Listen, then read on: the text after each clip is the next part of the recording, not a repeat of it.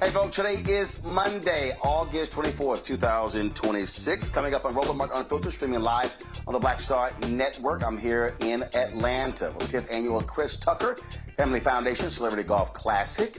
Had a great time, literally just left the course, and so we'll hear a little bit later from Chris talking about, of course, this tournament and what he focuses on in raising funds for. Coming up on today's show, we'll talk about the continuing crisis in Gary, Indiana, where people are left without power after devastating storms hit the Midwest nearly 2 weeks ago. Also, on today's show, Donald Trump gets a win from the Supreme Court when it comes to the U.S. Postal Service and mail-in ballots. We will explain how that could impact the election in November. Also, on today's show, the white cop who went to prison for killing Sonia Massey has died. May he rest in hell. Also, we'll talk about the continuing drama when it comes to our electoral politics, and so lots to talk about when it comes to that.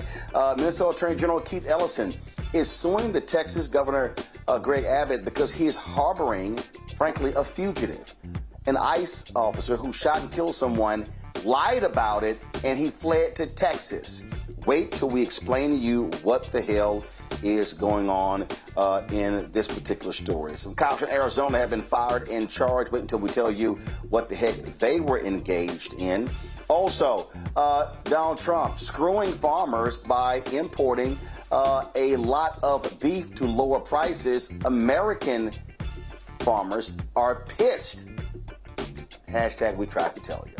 And we'll remember Michael Wright from the Five Heartbeats and, of course, the singer Lattimore both passed away over the weekend. It's time to bring the funk on Roland Martin Unfiltered on the Black Star Network. Let's go.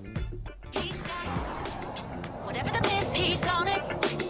Whatever it is, he's got the scoop, the fact, the fine. And when it breaks, he's right on time and it's rolling. Best believe he's knowing. Putting it down from sports to news to politics. With entertainment just for kicks, he's rolling. It's on go, roll, y'all. It's Roland Martin, yeah. Rolling with Roland now. He's funk, he's fresh, he's real, the best, you know he's Roland Martin now.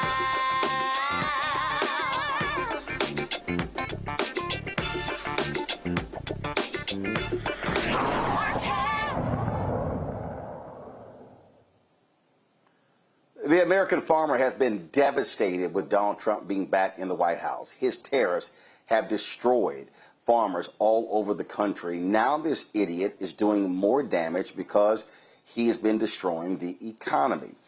He has signed an order to allow 300,000 metric tons of beef to be imported into the United States. Now, he was talking to reporters on Air Force One, where he literally said, oh my God, Argentina, they're dying, their economy is dying. And so he's letting this beef come into the country. Well, here's the problem.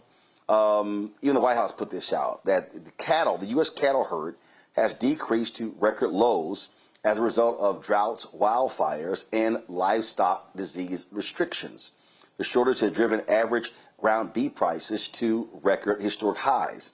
Now, again, they are temporarily increasing the tariff rate quota, allowing a significant amount of Argentina beef into the country. Now, remember, this is the same country that the United States bailed out. Why? Because Donald Trump likes their dictator. This is what he said on Air Force One.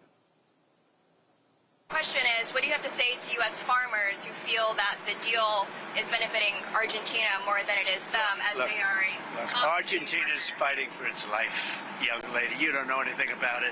They're fighting for their life. Nothing's benefiting Argentina. They're fighting for their life. You understand what that means? They have no money. They have no anything. They're fighting so hard to survive. If I can help them survive in a free world, I happen to like the president of Argentina. I think he's trying to do the best he can. But don't make it sound like they're doing great. They are dying. All right? They're dying. Has he actually listened to American farmers? Folks who are filing for bankruptcy, who are losing their businesses, who are fighting to survive. We're talking farmers, Nebraska, Illinois, Iowa, Wisconsin, Virginia, Georgia, Florida, all around the country.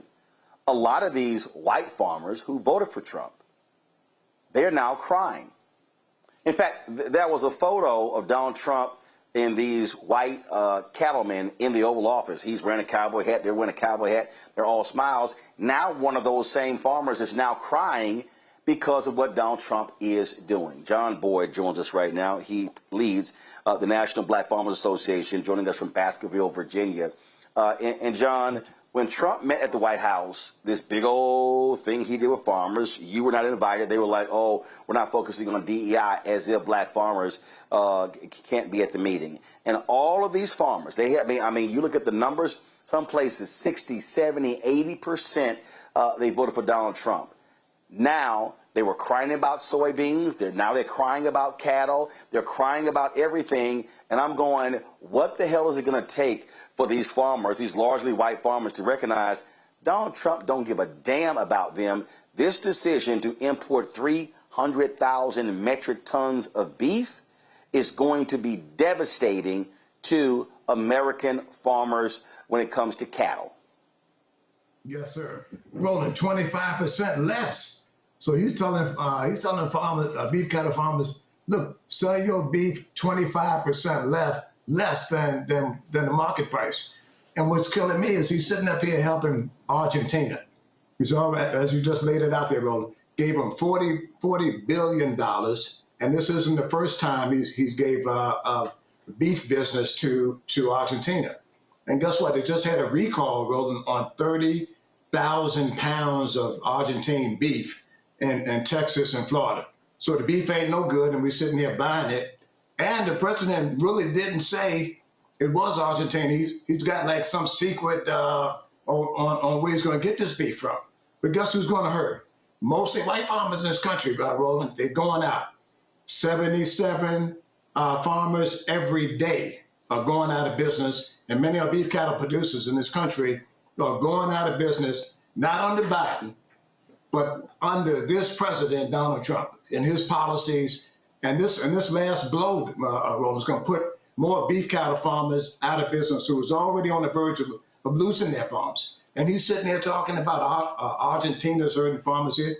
Roland, we got over 300 and some odd black farmers losing their farms. This administration ain't done nothing to help them. We have a rice farmer heading to foreclosure. He's driving down to his rice mill tomorrow to watch it be sold off. We lost the black-owned cotton gin, the oldest black-owned cotton gin in the United States, the last one left. In Alabama, we lost that one last week. So he's sitting there talking about these farmers hurting. When the Sam Hill is he going to help black farmers in this country? He doesn't have any plan to help them because guess what, Roland? They said, boy, you can't come to the meeting because we're moving away from the black farmer issue. We're moving away from DEI and the small farm issue. And it's not about race. We're just going to focus on large-scale farmers, Mr. Boyd, who happen to be white. And now they're sitting up here, Roland, going out of business in record numbers. But here's my thing here. Democrats, guess what? They don't want us to show up, and this is another example of a way to keep blacks from voting. Man, run to the polls on election day, because I don't know about you. I'm tired of this president.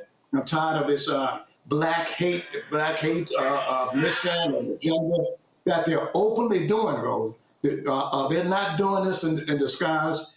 They got the sheets off and their heads and the sheet on, and you can see their face. They don't want you. So we have to show them we don't want them by showing up and voting in record numbers on election day and midterm elections. I mean, the thing that is stunning, the reporter asked the question about how is this going to impact American farmers. Mr. Make America Great Again wouldn't answer. He pivoted to, Argentina is getting killed. So are you now the president of Argentina, or are you the occupant of the United States Oval Office? And this goes to show what we keep saying. He does not give a damn about America. This is about his own economic interest. And if it's not for some money for him, well, then he doesn't care. Man, we got white farmers calling us. There's a white farmer in Texas, man, 20,000 acres. He's a farmer, 20,000 acres. He's going under. He's going under. And this administration ain't doing nothing to help. They don't care. All they wanted was their vote. And he keeps saying, I love farmers, and we're putting America first. How's this putting America first when you continue to help your buddies in foreign countries hand over fist? And Roland, he's giving them this money without an act of Congress. You know, where's Congress when he's making these announcements? Why isn't there an emergency hearing on the Hill to see what in the same world we're feeding our country? You know, beef that's coming into our country unregulated. We got issues with screwworm. They haven't even resolved that, Roland. And they're going to let more beef come from some foreign land instead of trying to increase the cattle herd. It takes 1 year, Roland. If we start to buy cattle right now and make them, it's going to be a year. So people that's watching this, before that cow drops a calf. They need to be invested more into small-scale farmers. They need to be invested in black farmers, keeping them on the farm. And instead of giving Argentina $40 billion, invested in some black farmers, man. Now, let me tell you something, Roland. We are the best farmers. We are the best farmers. Because guess what? They keep trying to run us out of business. Hey, man, we're still here. And my daddy said black farmers was like an old bad weed. We just keep popping back up. So they keep trying to put us out of business. They're saying you ain't good enough to come to the White House. And guess what, Roland? I got a couple hundred head of beef cattle here. And his policies still ain't gonna hurt me. I would die before I let this administration put me out of business. And guess what? And that's what Black America should be saying. Go out and support the National Black Farmers Association. We should not be losing 300 farmers when we got athletes, we got people on media companies rolling, all these people that can help save generational black farmers. This administration isn't going to help us. Then why aren't we helping ourselves? I mean, I shouldn't have to be here. And guess what, Roland? This is the only platform, man, I can come on and say this. So they need to be supporting you more out here in black-owned media as well. Okay, so what the hell are these white farmers saying? I mean, here you are. We're almost 2 years in. They were destroyed the first time he was in there, okay? Yeah. He's destroyed the farmers when it comes to soybeans. He's destroyed them. And I read these articles, John, and it's like, well, you know, we hope these things turn around. And this is a fundamental fact. Farmers in the United States did better economically under Joe Biden than they have under Donald Trump. But these folks would never support Biden, and they believe that this thug who is just enriching himself is their answer. He's not. He doesn't give a damn about them. He's playing them for fools. What are they saying? Are they going to wake the hell up? That's the question. And it doesn't seem like it. They voted for this man 3 times. Do you remember on your show we talked about how people need to be fired up and voting for Harris for president? You were out there every day, Roland, and why it was important. Now, guess what? Now they crying stuffed pig because they didn't listen. And guess what, man? Don't pay me with the same brush, because I read these comments, well, maybe he voted for Trump. I didn't vote for Trump. I supported Harris, and I came on this platform and told black farmers and the rest of our community why we should be voting for Harris and what would happen if they elected Donald Trump. So now they have him, and guess who's hurting more? We already know he was in for it when he got elected, so black people know it. They know we didn't want him. It was a smoke and screen show and all this stuff. But white farmers never thought they'd be losing farms like that size, a 20,000 acre operation under a president who said that they wanted them. So let's see what happens on election day. Will they go back in there and pull the lever again for Trump candidates, or will they pull it for America and somebody else, man, that wants a different direction and at least a party that wants to be inclusive. There's other parts that they don't want you at all. They don't want you at the table, and they said it and they've shown it to you day in and day out. These folks have no clue, and I just don't think they're ever gonna wake up. John Boyd, we appreciate it, man. Keep up the fight. Thanks a lot. Thank you, Roland. We love you, brother. Hang in there. I appreciate it. I'm going to bring in my panel. Renita Shannon, former Georgia State House representative from Atlanta. Randy Bryant, entrepreneur, author, speaker from D.C. as well. State Representative Jolanda Jones, attorney and author of Owning My SHIT out of Houston. Glad to have all three of y'all. Renita, listen, you got lots of farmers there in Georgia. And these white farmers, again, my whole deal is, sorry, I don't feel sorry for them. They chose to vote for this man 3 times. He has screwed them every single time. And they still, oh, Donald, he's the greatest thing in the world. Well, you know what? Sorry. Screw y'all. And listen, the only people I give a damn about are the black farmers, because these white farmers, all they do is suck up to Trump all day long. Absolutely. And he's making a fool out of everybody who voted for him, farmer or not, because he campaigned on America First. And then you see that he's buying beef from Argentina. When you said Argentina, I thought, Argentina? Almost like the 90s commercial, New York City? Like, what? Because that's just completely unbelievable. And when the reporter said, you know, why are you doing this? He got defensive and attacked her and said, you don't understand. The people of Argentina are suffering. Okay, so, like, you think that it's inexpensive to live here in America? I mean, farmers in America are suffering. But the thing that's so crazy to me is I'm not even a farmer. But this is at least the second time that I remember that through his actions, he has directly cost farmers and brought them more hardship. Because you got to remember, his war of choice with Iran has caused the Strait of Hormuz to be off and on, open and closed, no consistency. And that has really restricted the amount of fertilizer that farmers can get. And so farmers have been saying all year, we don't even know if we're going to have enough fertilizer to grow our crops. So this is the second time that through his own direct actions that did not need to be taken, that he has brought hardship to farmers. And it's just unbelievable. I'm going to expand this, Randy, to now Trump has imposed these new tariffs on Canada. The bourbon industry in Kentucky has been decimated because Canada said, nah, take all that crap off the shelves, we ain't buying nothing. Las Vegas economy is in tatters. I mean, the casinos are dying because Canadians said, yeah, we ain't traveling to y'all country. And then other international tourists are not traveling. Last year, in year one, it's estimated that Trump cost the tourism industry in excess of $10 billion because of his attacks on undocumented folks and, of course, the tariffs as well. This idiot is destroying the economy. And these fools are running around going, oh, no, this is just it's a fantastic, it's an incredible economy. I'm like, so all y'all on meth?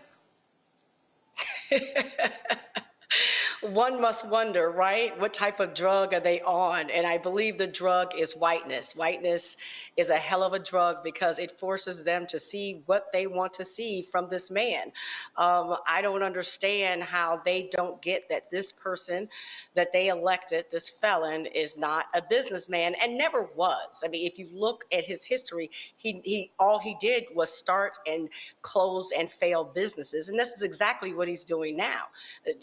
It seems like America is almost shut down.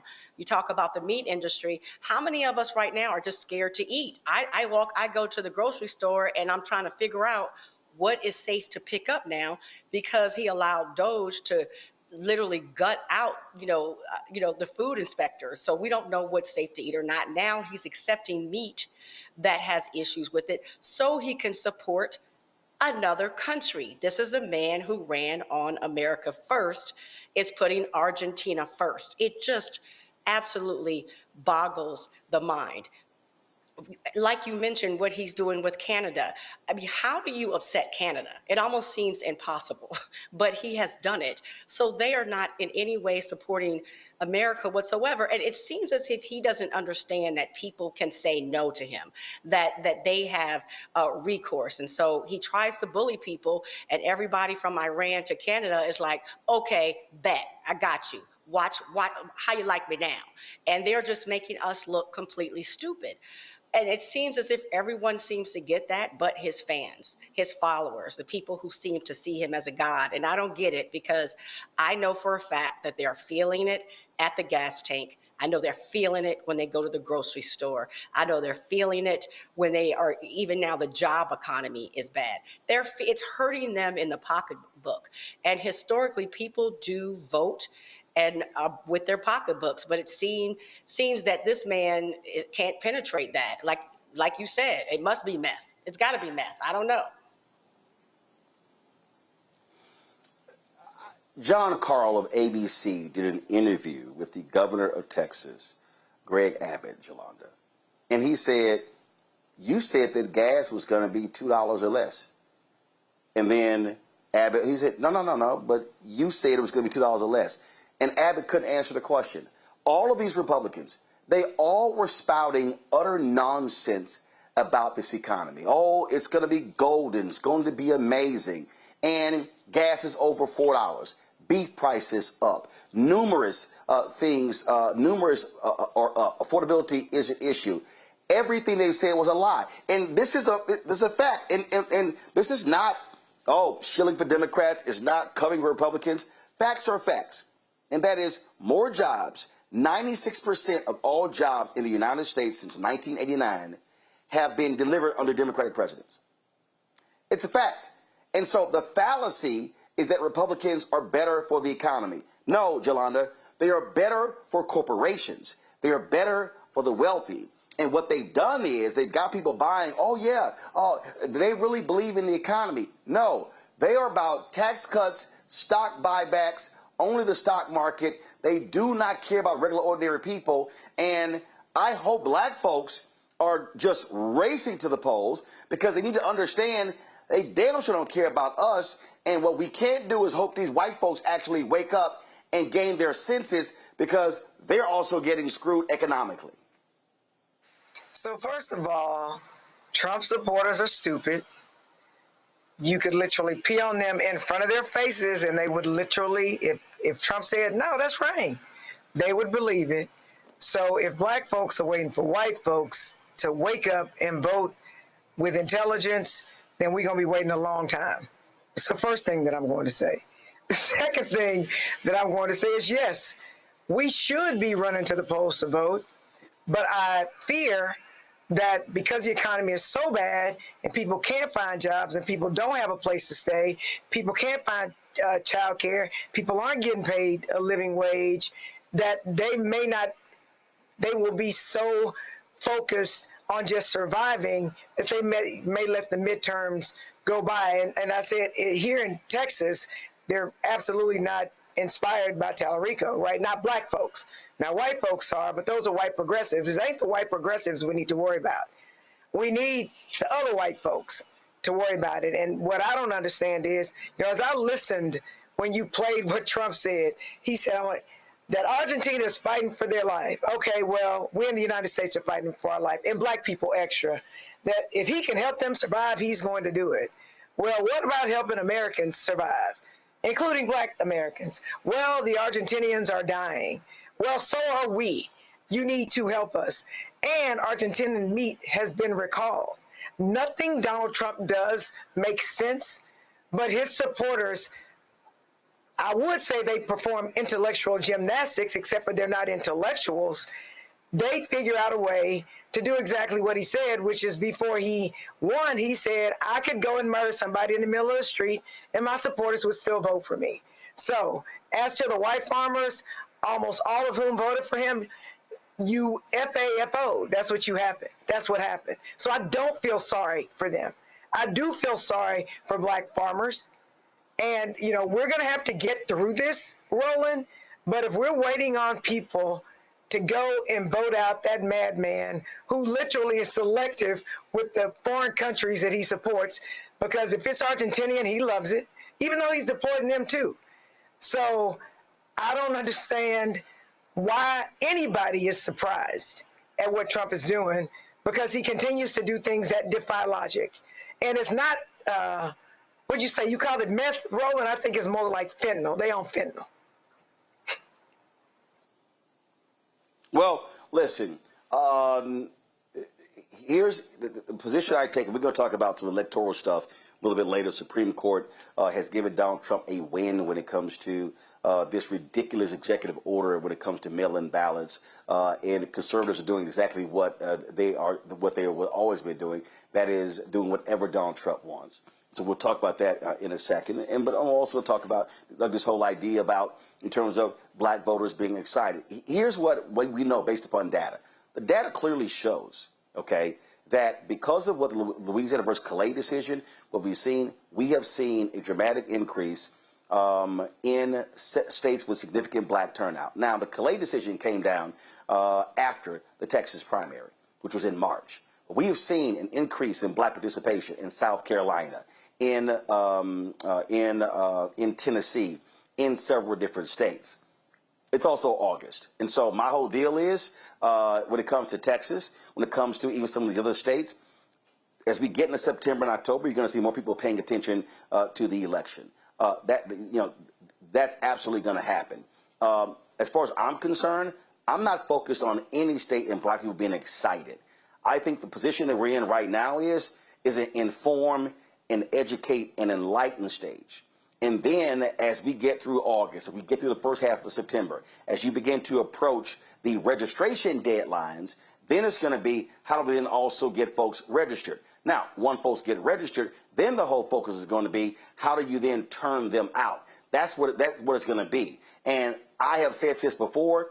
I don't care whether it's Tallarico or Ossoff or Cooper in North Carolina. I don't care whether it's Sherrod Brown in Ohio. I don't care whether it's Cologne in Mississippi. If you've got Angie Nixon running in Florida as well. I say this to black people. I'm not waiting on a candidate or a party to energize our people. What I am going to say to black people, which is what I said in 2021, okay? Somebody posted this. Somebody was like, hey, Taraji told y'all about it probably 2025, and his brother said, Roland Martin was telling y'all this in 2021. I read the Axios story from 2021 and the New York Times story from 2021 about Project 2025. So we were telling folks that 3 years ahead of time. We were telling black people what was going to go down when it came to this election and what these people were going to do and how they were targeting black people. If there's a moment where black folks should be, hey, we're voting about our future and our survival because these folks have a bullseye on black people, this is it. And so I need every black person, whether your ass 18 or 70, 75, 80, to understand there is no moment to sit here and go, the couch is an option. What these people want to do is to destroy us. They are targeting every facet of black America. And I'll say this to every black organization, to D9, to Prince Hall Mason, Eastern Star, Jack and Jill, Links, church groups. I don't care who the hell you are. Y'all better be locked and loaded when it comes to politics, when it comes to educating people, because no black organization, no black group is safe from what these people are doing. They want to destroy the entire black infrastructure that we've had. And this is not a time to get cute. This is not a time to be holding grudges. I'm about winning. And the only way, let me be as clear as possible, you cannot boot Trump out of the Oval Office. What you can do is boot the Republicans from having control in the United States Senate. You can stop them from controlling the United States House. And then the focus come January 2027 will be the 2028 election. The Supreme Court, guess what? Those are lifetime appointments. You can't do anything until somebody resigns or passes away and an opening is created. But I'm telling black people this.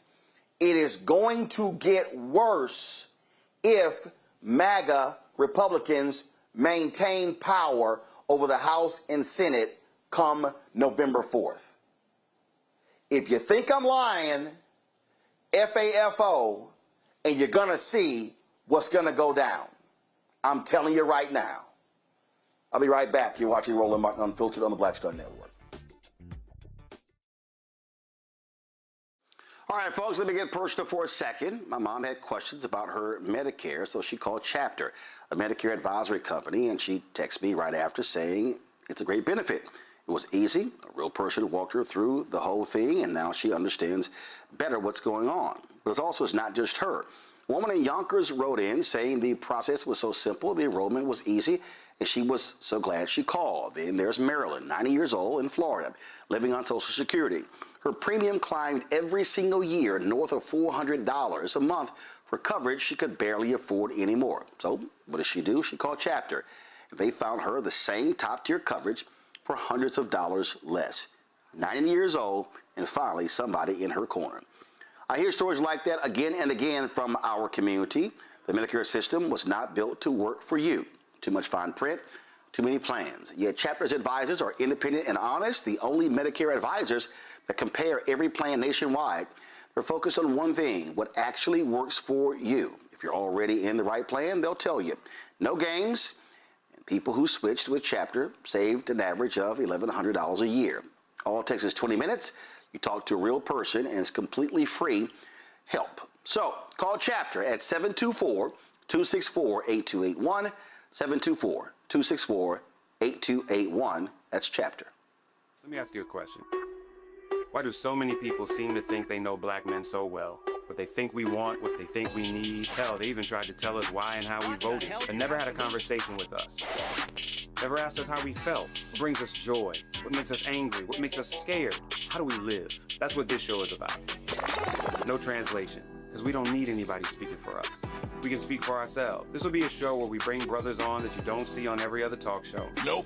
Brothers that are doing work in local communities with black men for black communities. We're going to hear each other and try to understand, so perhaps we can move forward together.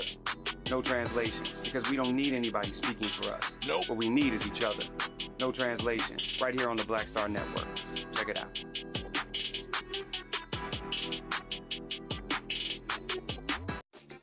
My name is Bill Duke, and you're watching Roland Martin Unfiltered.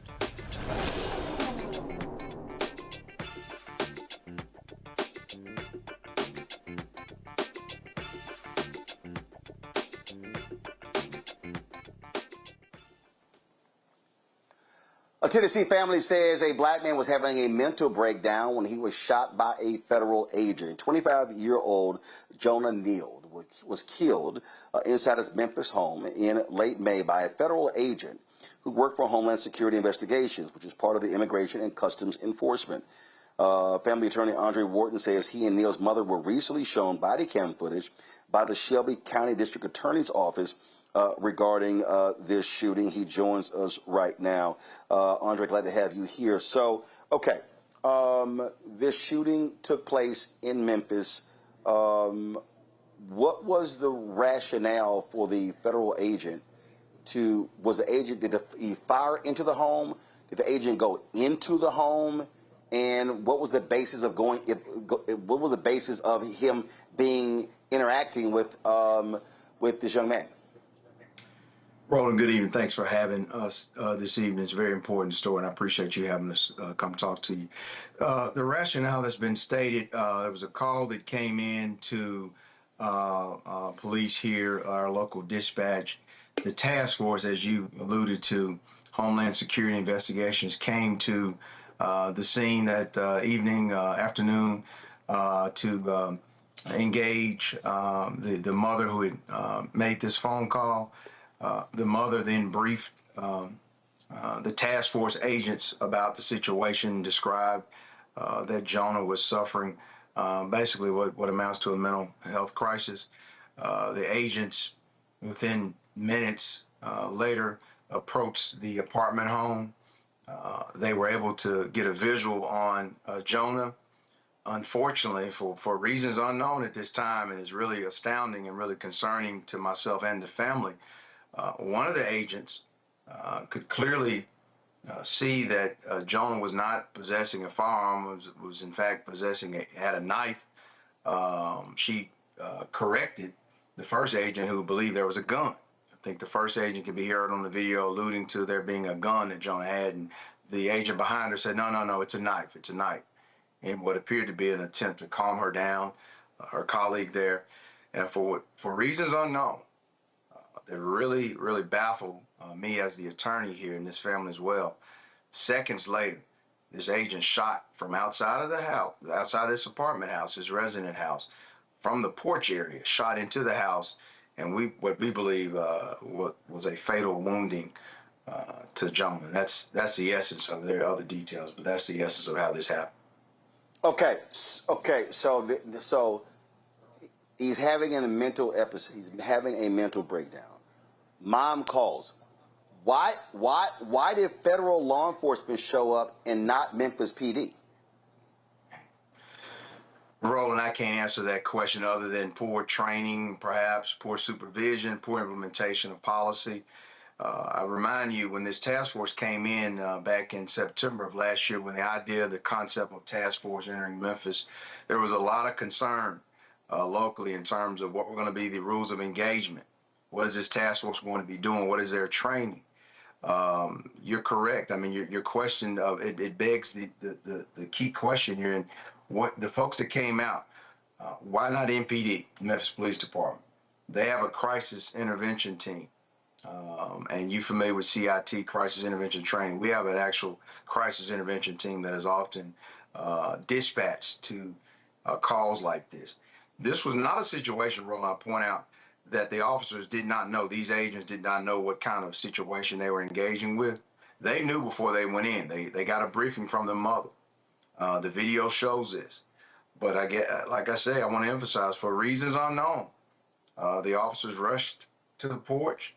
It appeared that there was, just from my perception, that they were not used to dealing with a scenario like this. And for whatever reason, this officer fired after a colleague had just told her this man did not have a weapon. So I don't know why the agents didn't back off, take a strategic approach and figure out if they had the right personnel on the scene to engage Jonah. But that's something we're looking at daily here right now.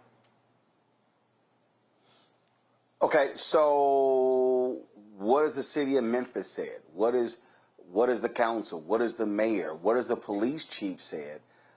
Because, again, I'm just still, the mother did not call to say a man is waving a gun. The mother did not call to say my life is being threatened.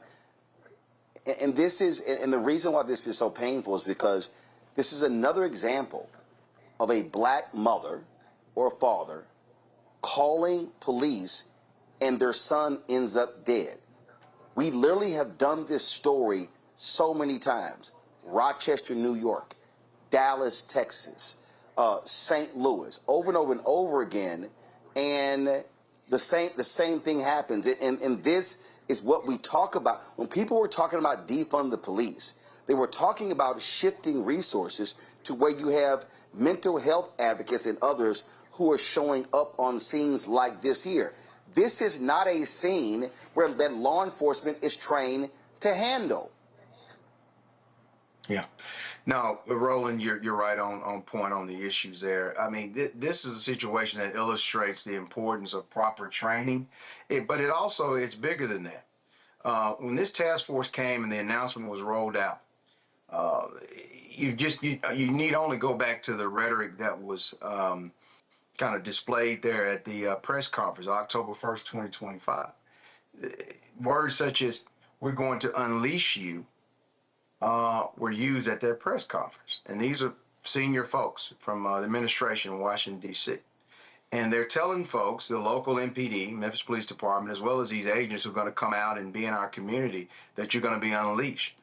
What that does, Roland, the danger with that is it sends the wrong mindset, because there are no checks and balances.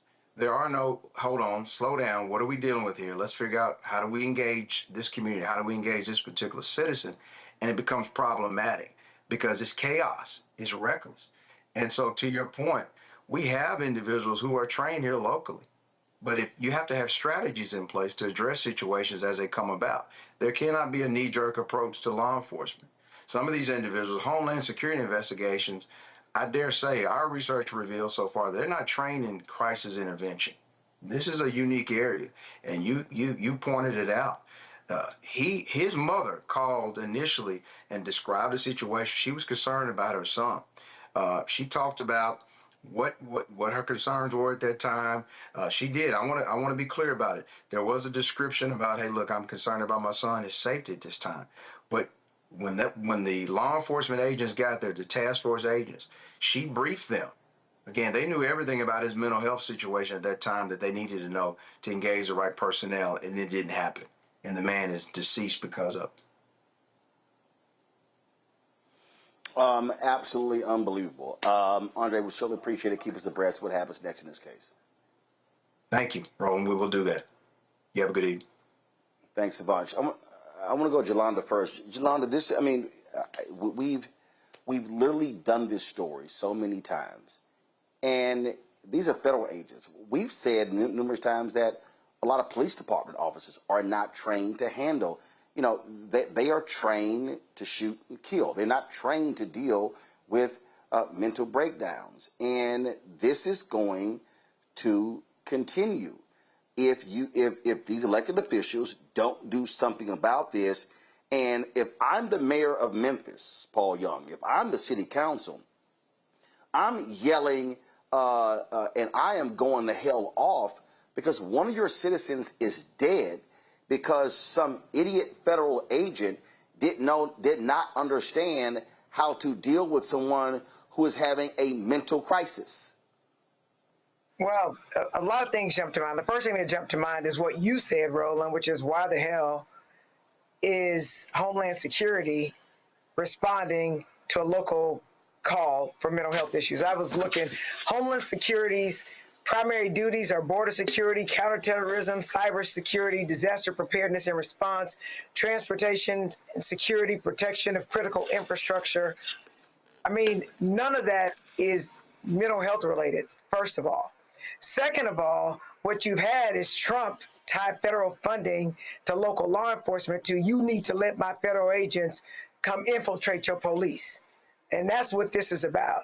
And, I've been very disappointed in a number of Democratic cities with Democratic mayors pandering to Trump in order to get money, which for the most part, they're co-signing on these federal agents coming in and doing things that they're just not trained at doing.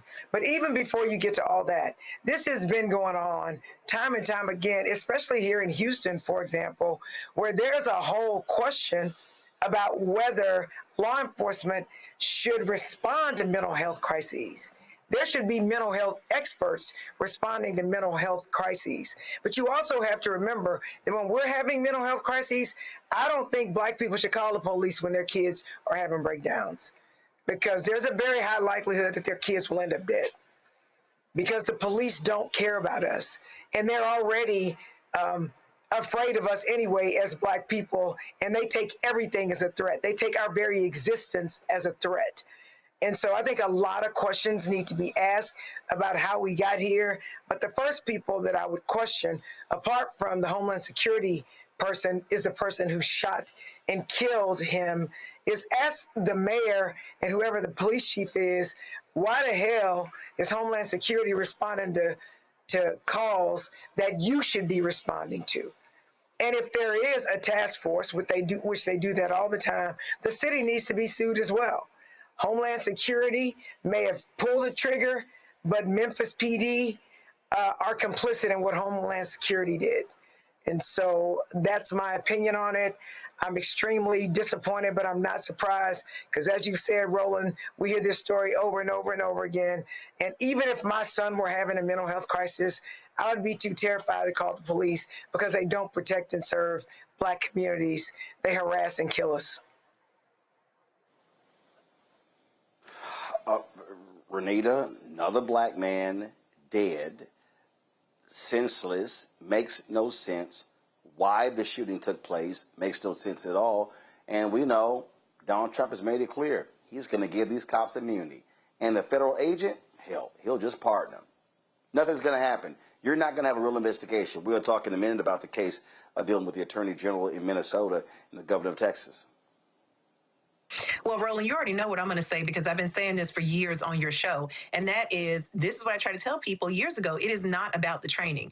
It defies logic that it is about the training for police officers, whether they be on a task force, whether it be ICE or whoever. We know it's not about the training because when they come in contact with white people with mental illness, this is not their response. This is their response in black neighborhoods because the system does not hold them accountable so they can waste our lives. And there is essentially nothing done about it. I have always supported reducing police budgets, which is defunding the police, because we know that throwing endless money at police forces only leads to more harassment and particularly harm for black folks. So, you know, I think that through this story, folks need to understand that this is not an issue that will be solved with training. It is an issue of accountability, and it is also an issue of continuing to throw endless money at police departments, which turn around and use that money to harass our communities. And so I agree with Representative Jolanda. I told my constituents the same thing. Do not call police unless it is absolutely essential. And honestly, there's very few circumstances where I would agree that it was essential, because you are really taking not only your life in your hands, but if you're calling police for a loved one, you're absolutely taking their lives into, you're putting their lives in police officers' hands. Randy? I believe that we are at the point that we need to stop being reactive. I mean, we get the message. Like you said, we have all been on this show talking about stories like this over and over again, and frankly, I'm sick of it. A mother should be able to call for help for her child and not worry that that child is going to end up dead. So at this point, I really believe that we need to decide within a community that what are we going to do? Like, if this means that we need to look at Black mental health professionals, and there needs to be a hotline or someone that we can call specifically for us, that is what we need to do. I don't want to do another story like this. I don't want to pretend that the police are going to change or suddenly we can train them out of being fearful of us. We can't train them to stop seeing us as criminals all the time. What we need to do is just live with the fact of how they treat us, how they see us, how that they have no qualms about taking our lives, and set up solutions and be very active about finding ways that that a mother at least has somebody that they can call when our people are in crises, because the police aren't it. No, they're not. That leads me to talk about this story that's out of Minnesota and Texas. And it ties in directly with what we're talking about here. The Attorney General of Minnesota, Keith Okay, so here's the deal. Keith Ellis is going to join us at 7:30. But it's the same thing, y'all. It's the same thing. ICE agent shoots a man inside of his home in Minneapolis. Okay? They lie about it. And he now flees to Texas.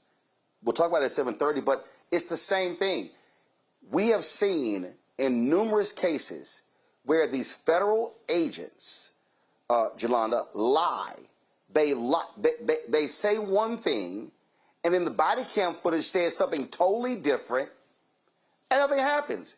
These people, this is what they do. Listen, I keep saying, if a cop, a local cop, a state cop, or a federal cop, if they lie on that police report and it's proven they lied, it should be automatic termination.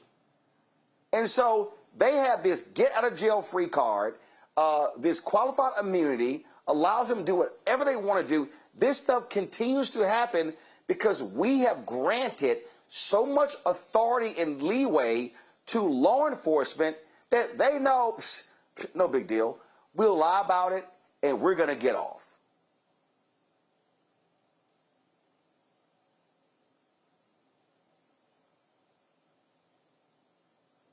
Jolanda, you're muted. We can't hear you.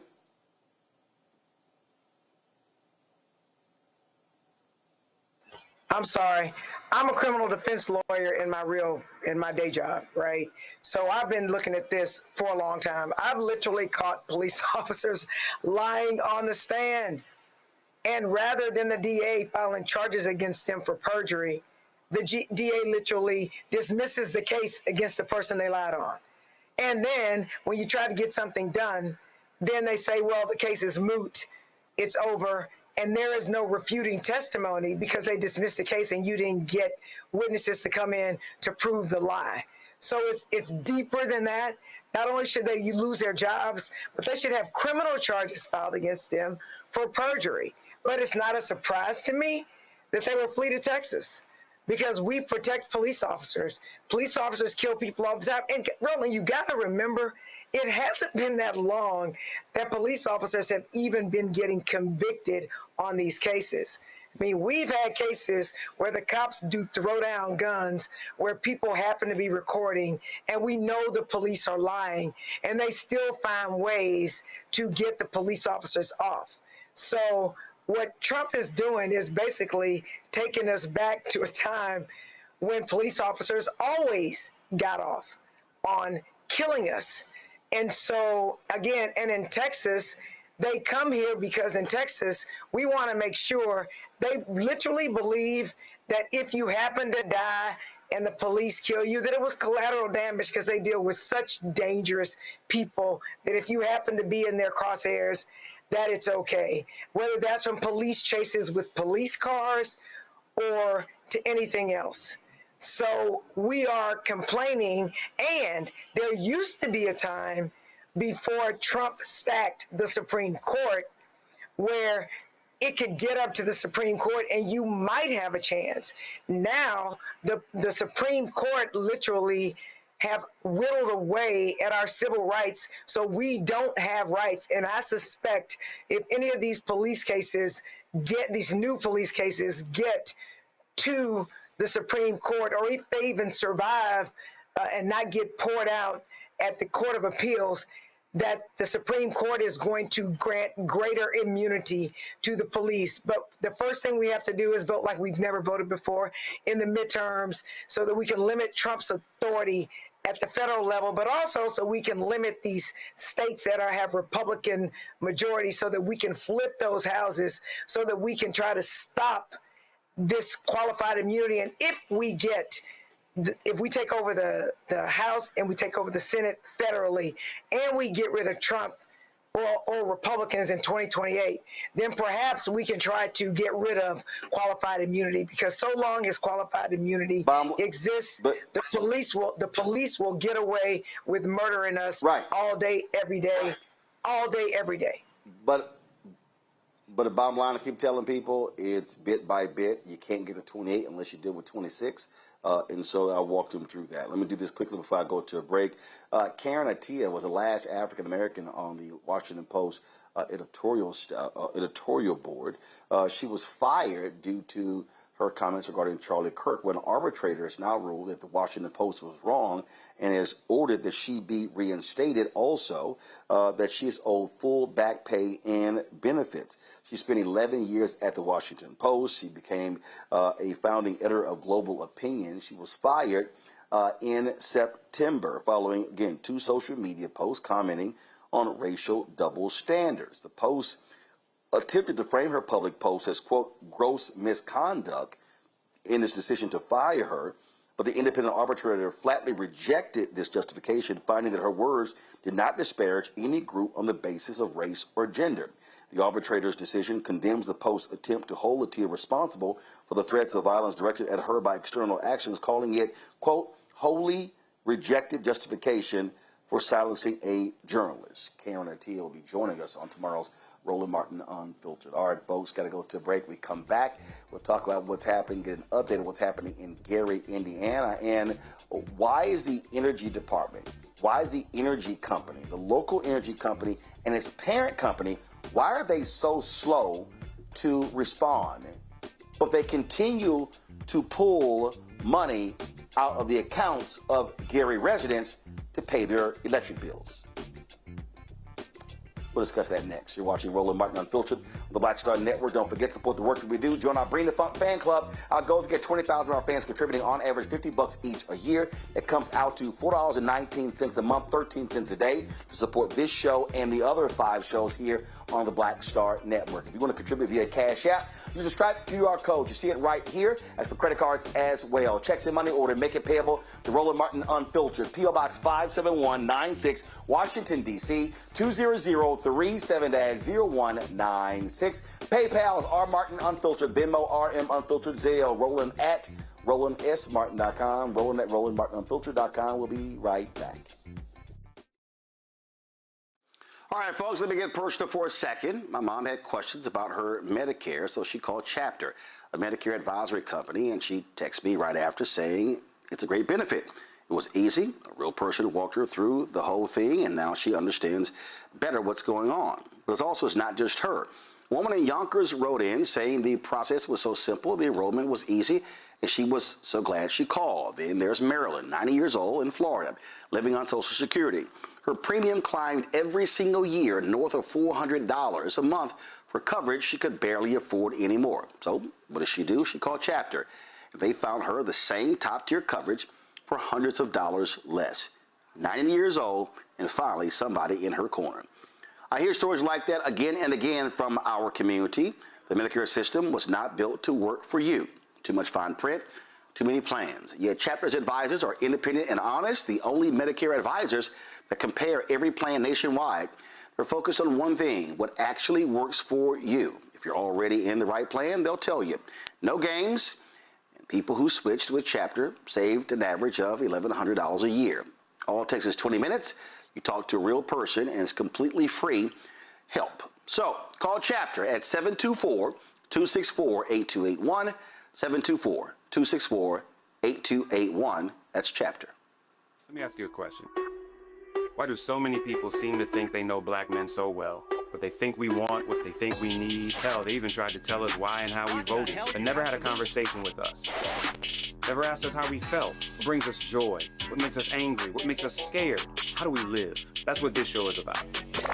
No translation, because we don't need anybody speaking for us. We can speak for ourselves. This will be a show where we bring brothers on that you don't see on every other talk show. Nope. Brothers that are doing work in local communities with black men for black communities. We're going to hear each other and try to understand so perhaps we can move forward together. No translation, because we don't need anybody speaking for us. Nope. What we need is each other. No translation, right here on the Black Star Network. Check it out.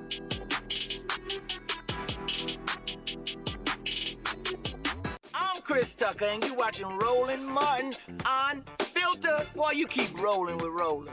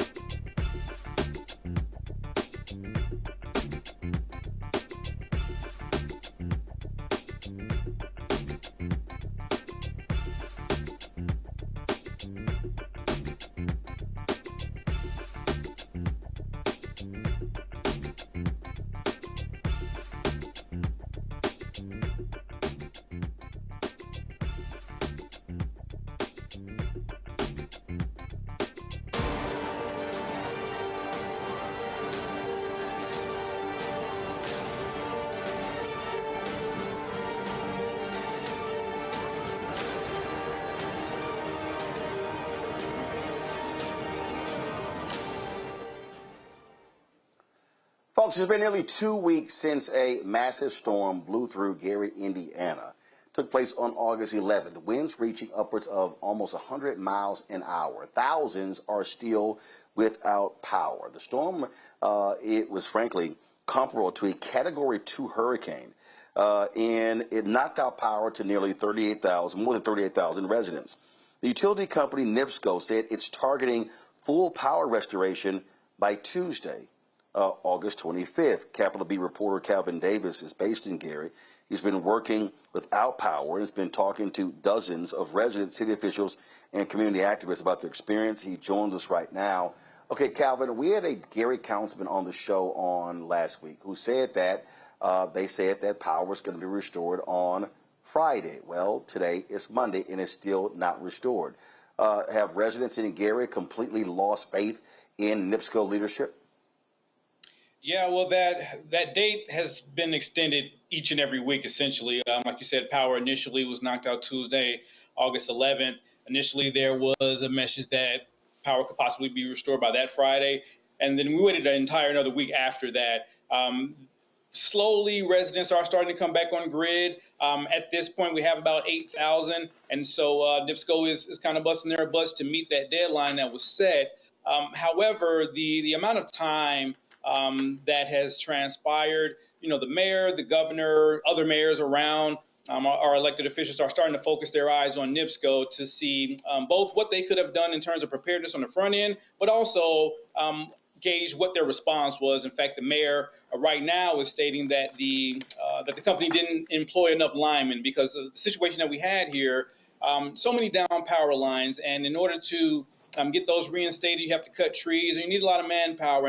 And right now, the questions are around what did NIPSCO do on the front and the back end to protect their customers? So let's do this here for folks to understand. We're going to show NIPSCO's leadership, okay? So you have Vince Parisi, President and Chief Operating Officer of NIPSCO. Karima Hassan Bey is Vice President for Gas Operations. There are some other leaders that they have there, but their NiSource is the parent company of NIPSCO. Lloyd Yates is President and Chief Executive Officer, NiSource Inc. Come on, guys, pull up NiSource, please. Okay, so Lloyd Yates is President and CEO of NiSource. Sean Anderson is Executive Vice President and Chief Financial Officer at NiSource. Melanie Berman is Executive Vice President of Administration and Chief Human Resources Officer. Melody Birmingham is Executive Vice President and Group President of Utilities. Kim Kuchia, Executive Vice President, General Counsel, and Corporate Secretary. William Jefferson is Executive Vice President and Chief Operating and Safety Officer. Michael Lures, Executive Vice President of Technology, Customer, and Chief Commercial Officer. Angela Sanchez, VP, Chief Communications Officer. And so again, NiSource is the parent company of the company there that's in NIPSCO, that's in Gary, Indiana, and I'm sorry, listen, I'm from Houston. I've lived through 3 hurricanes. I understand power. We're not talking about a city the size of Houston, Texas. Okay? We're not. So I'm just trying to understand how in the world NiSource hasn't rushed people there to help NIPSCO when it comes to restoring power. We're talking about, this took place on August 11th. Today is August 24th. That is a very, very long time to go without power. You're dealing with food. You're dealing with food shortages, water shortages. You're dealing with the weather as well. And so this utility company owes residents Gary a lot of answers. And my understanding, they're still withdrawing money out of people's accounts for their electric bills. Yeah, there are definitely still bills coming in the mail. And actually, looking at the list of their executives that you put up there, I was actually able to question Melody directly last week because she attended a press conference at City Hall. And what I want to do also be clear about is that this event knocked out the power to our entire county, which was about 300,000 customers. But the issue for us in Gary is the fact that Gary is the last to end up receiving their full power back. When I asked Ms. Birmingham, what issues made the recovery in Gary specifically so tough? And she spoke about the trees. And I even spoke with an arborist last week who said the tree coverage in Gary was a bit higher than some of the neighboring cities. But still, our governor, our mayors are still looking at NIPSCO to find out what they could have done on the front and the back end. And even our governor is, filing for an investigation in terms of their response. So, that's what they're saying. The residents currently, as I've written, they've been leaning on themselves because they've also been void of federal assistance that they've been waiting for. The governor submitted a request that the president declare a major disaster area, which is yet to come yet. So residents have been looking to faith-based organizations, community organizations to get themselves through. Questions from the panel. Randy, you first. Hi, it seems like you have really been doing your research and keeping in contact with all the people who matter. Have the discussions been honest where people are saying that bringing up race and economic levels, because we have to be real about what's going on. I mean, it's interesting to talk about the trees and things like that, but why weren't the trees maintained well in the first place and cut away from the electric lines? Yeah, and that's what we're starting to look at now. So, all that there has been a class action lawsuit filed on behalf of Lake County customers. And I was able to look through some of the details of the lawsuit. It all pretty much surrounds around that vegetation management. And so I believe if it's found that, and also to be clear, there is a regulating body. It's called the IURC, the Indiana Utility Regulating Commission. That's who NIPSCO reports to, more or less. And so the IURC is the body that approves rate hikes. So when NIPSCO wants to rate hikes of their customers, the IURC is who they go to. Usually when they say they want rate hikes, they have to explain why they want to do that. And generally, they'll explain that they're doing it for system hardening purposes. Well, in the lawsuit, it states that, it alleges at least that NIPSCO may not have been fulfilling some of that duty. And if that's the case, we saw it play out here in Gary worse than any other area in the county. And so, I would say 100% of Gary's customers were out of power at the beginning. And even a week later, we still had more than 50% of the residents out. So since the beginning of it, Gary has taken the worst. And so, that's what we're looking into. And that's what elected officials are starting to ask questions about. Good. Thank you. Renita. Well, thank you for your work. I love Capital B's reporting. You all always get right down to the point of the story. Here's my question. Gary, Indiana is not even that big of a city, yet they have 8 data centers. And we know that data centers do bring additional stress to the electric grid. My question is, has Gary ever faced a outage for this long in its history? And if not, do you think that the strain that the data centers have added to the electrical grid have anything to do with how long it's taken to get power back up and on? Yeah, so, and that's something that I've been seeing on social media a lot. So I did want to take a second to clarify that. So we do not have any data centers in the city of Gary. There is an Amazon facility in a neighboring city next door in Hobart. But no, the city does not have data centers here. But what we, I've been investigating NIPSCO, well, not investigating, but I've been reporting on NIPSCO, all year. This won't be their first kind of tussle with the residents here. Residents were protesting NIPSCO all throughout the winter because the bills have been higher than usual. And a lot of that has been attributed to their continuous requests to have data centers built, although there has not been built yet. But even our state legislature attempted to pass a law this year that would allow, if an area has soil that was not deemed to be fit for farming, then companies would be allowed to put a data center on that ground without having any public comment or any public voice being involved in that transaction. So the way that NIPSCO is being viewed now, since they've already had tussles with the residents in the winter, they're starting to look at, what they want to do in terms of hardening the system as they continue to request to raise hikes.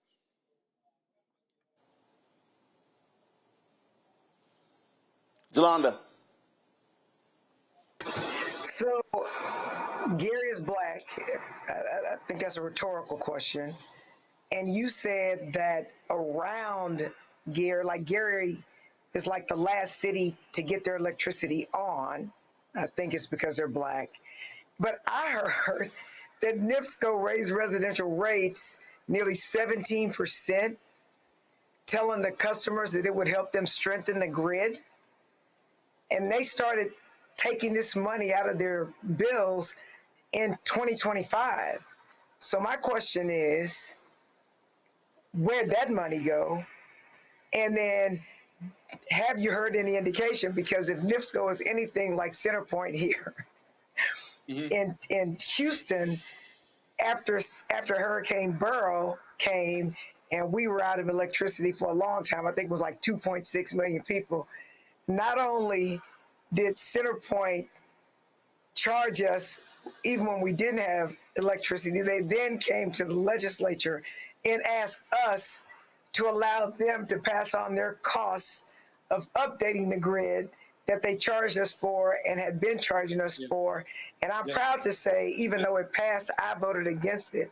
So one, what happened to the money when it comes to Gary that they started taking in 2025? And two, have you heard anything about NIPSCO trying to pass on the costs of their failures to its customers? And hold up, and to its residential customers, because they never go after the commercial customers. Yeah. I mean, your point is about the state legislature is taken very well, because their request, or actually what was pitched in the State House in 2025 and even back to 2024 is, how they were able to raise those rates in the first place. And the way it works with the IURC, they'll kind of permanently approve, but they'll be able to operate under the rate hikes before it's been proven what they've done with the funding. And so right now I've been kind of putting on my investigative hat to look into where money was spent, but looking at the lawsuit, it alleges that none of the specific reasons they requested that hike, particularly around system hardening, grid strengthening, and vegetation management, the lawsuit alleges that didn't take place.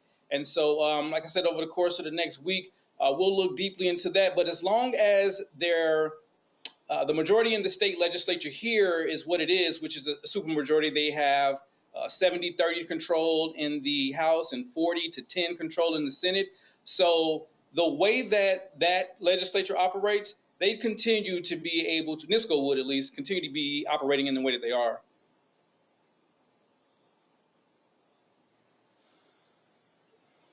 All right. Renita, you asked your question? Yes, I asked him about the data centers located near Gary, remember? All right, no problem. Want to make sure everybody. Not technically. Yeah, just want to make sure. In Gary. No, I got it. I got it. Just want to make sure everyone's covered. Anybody have any additional questions about what's happening in Gary? This is what I want to know. I hadn't been to Gary. I need to visit Gary. But Gary, I would imagine, is urban, so there's not a whole bunch of trees. And I would imagine the places around Gary, like the suburbs, probably have more vegetation if it's anything like Houston. So my question is, how are the places around Gary where they naturally have more vegetation, getting their electricity back before Gary, which is the city? So it's a little different here. Gary is a city, but a lot of people actually come up from the South and compare it to cities in the South. We have a lot of flat land here. And as I stated, I spoke with an arborist. Our tree canopy coverage here is about 28%. The closest that a neighboring city had was 16%.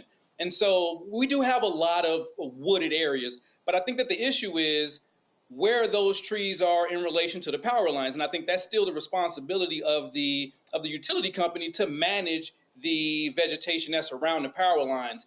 And some of the other communities, not all of them, but some of those communities do have underground wiring. We've had the leader of NiSource come out and state that it's too expensive to do that in Gary. But yeah, The tree coverage is one thing, but I think preparation and preparedness on the account of NIPSCO is what can prevent some of the power outages that we've had. Just managing the trees that are around those power lines. Really quickly, did I All just right, hear you then. say? Well, we have. Oh. Come on, go ahead, real quick. Did I just hear you say that they can afford to put power lines underground outside of Gary, but it's too expensive to put power lines underground in Gary? Did I hear you say that? Yes, I heard that from both Melody while she was at the press conference, and the president of NiSource has released that as a statement as well. And even some of the researchers that I spoke to, it is a very expensive endeavor, but that's a choice that the utility companies have to make. Are you making decisions for profit margins or for customer safety? But is it not expensive in the other places? Like, why I can tell you right now. There are numerous cities. There are numerous cities where this has come up, and every time there's a storm, and it takes forever getting power back, they're like, oh, well, because they're not buried. Well, if you bury the power lines, you're not going to have down power lines. So how about you make the investment? And if they keep going to customers and keep going to the state for rate increases, how about you make that actual investment as well? But that's the stuff that we actually see, unfortunately, all the time. All right, tell folks how they can subscribe to the Worker Capital B.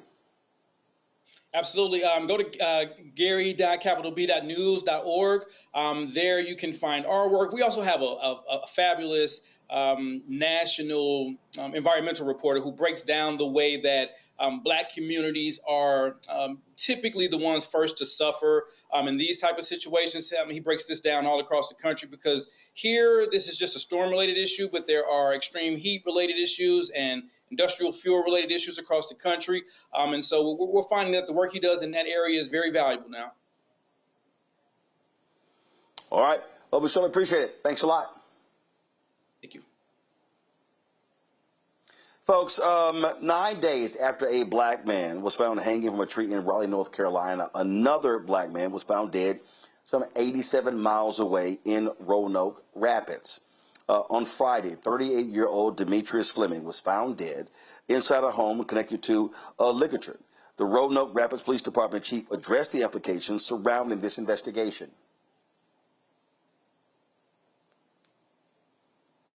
Is there any indication that leads you all to believe that anyone else was involved? We're treating this as an equivocal death investigation, meaning that we're not working from any strict assumption. We have to, everything is on the table, and we're pursuing any and all leads.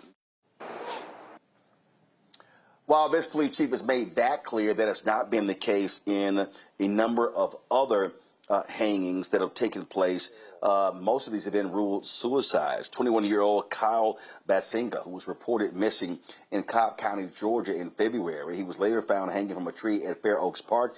Investigators said there was no indication of foul play. 16-year-old Juliana Umba Nazita was found hanging from a tree on church property in Charlotte, North Carolina on May 8th after being reported missing April 28th. 27-year-old Tania Miller, who was found hung near Gwen Cherry Park in Miami-Dade County, Florida on June 18th. And there's 21-year-old Justice Kai James, who was found hung outside the cafeteria at the Turner Jobs Corps Center in Albany, Georgia on June 21st. 28-year-old Gerard J. Jackson was found in Rothbury, Michigan on June 30th after attending the Electric Forest Music Festival. His body was discovered in a wooded area near the Hart Montague Trail close to his rented vehicle. Lastly, a 32-year-old Black man in Raleigh has not been publicly identified, was found hanging from a tree in downtown on August 15th. These investigations and rulings have drawn massive scrutiny. Even now, with Demetrius Fleming included, there are 3 active investigations. 29-year-old Tasia Fortune was found hanging from a tree behind a vacant home in Jackson, Mississippi on August 3rd. 36-year-old Cedric Longanga Tahui, who was found hanging from a tree in Harrisburg, North Carolina in June. And of course, a lot of people are speculating in terms of the cause of this. I've had people hit me up on email, on social media. Even when I was playing the golf tournament today, the Chris Tucker golf tournament here in Atlanta, was asked about these stories and these cases of these hangings. And so we will continue to cover these stories and let you know what happens with these investigations. One of the things that we do know, Randy, is especially among African American men, we're seeing, I mean, first of all, you take black men, but also black women. I mean, we are seeing a significant increase in black suicide. That was not always the case. Again, I'm not saying all of these cases were suicides, but the reality is we have seen this happen over and over and over again. And listen, we should be focused on and pressing folks to ensure there are fair investigations to make sure there's no foul play. We also need to be dealing with this reality of black suicide in our community. Right, Roland. Both are critically important. One, we do need to ensure that each case is looked at individually. That, because what's been happening is immediately they are just declaring that someone has committed suicide. Let me just say, I've been researching this because it's quite upsetting that typically when we do commit suicide, we do not choose to hang ourselves, and we especially do not choose to hang ourselves publicly because of the historical relevance of that. But on the other hand, absolutely, we do need to deal with the mental health crises in our country right now with our people within our community. It's understandable if you think about the undue stress that it is just to exist on a daily basis in this country, particularly now that we have a leader that has unleashed just open racism. We are being attacked every which way. And so I can understand particularly how our young people may feel a level of hopelessness.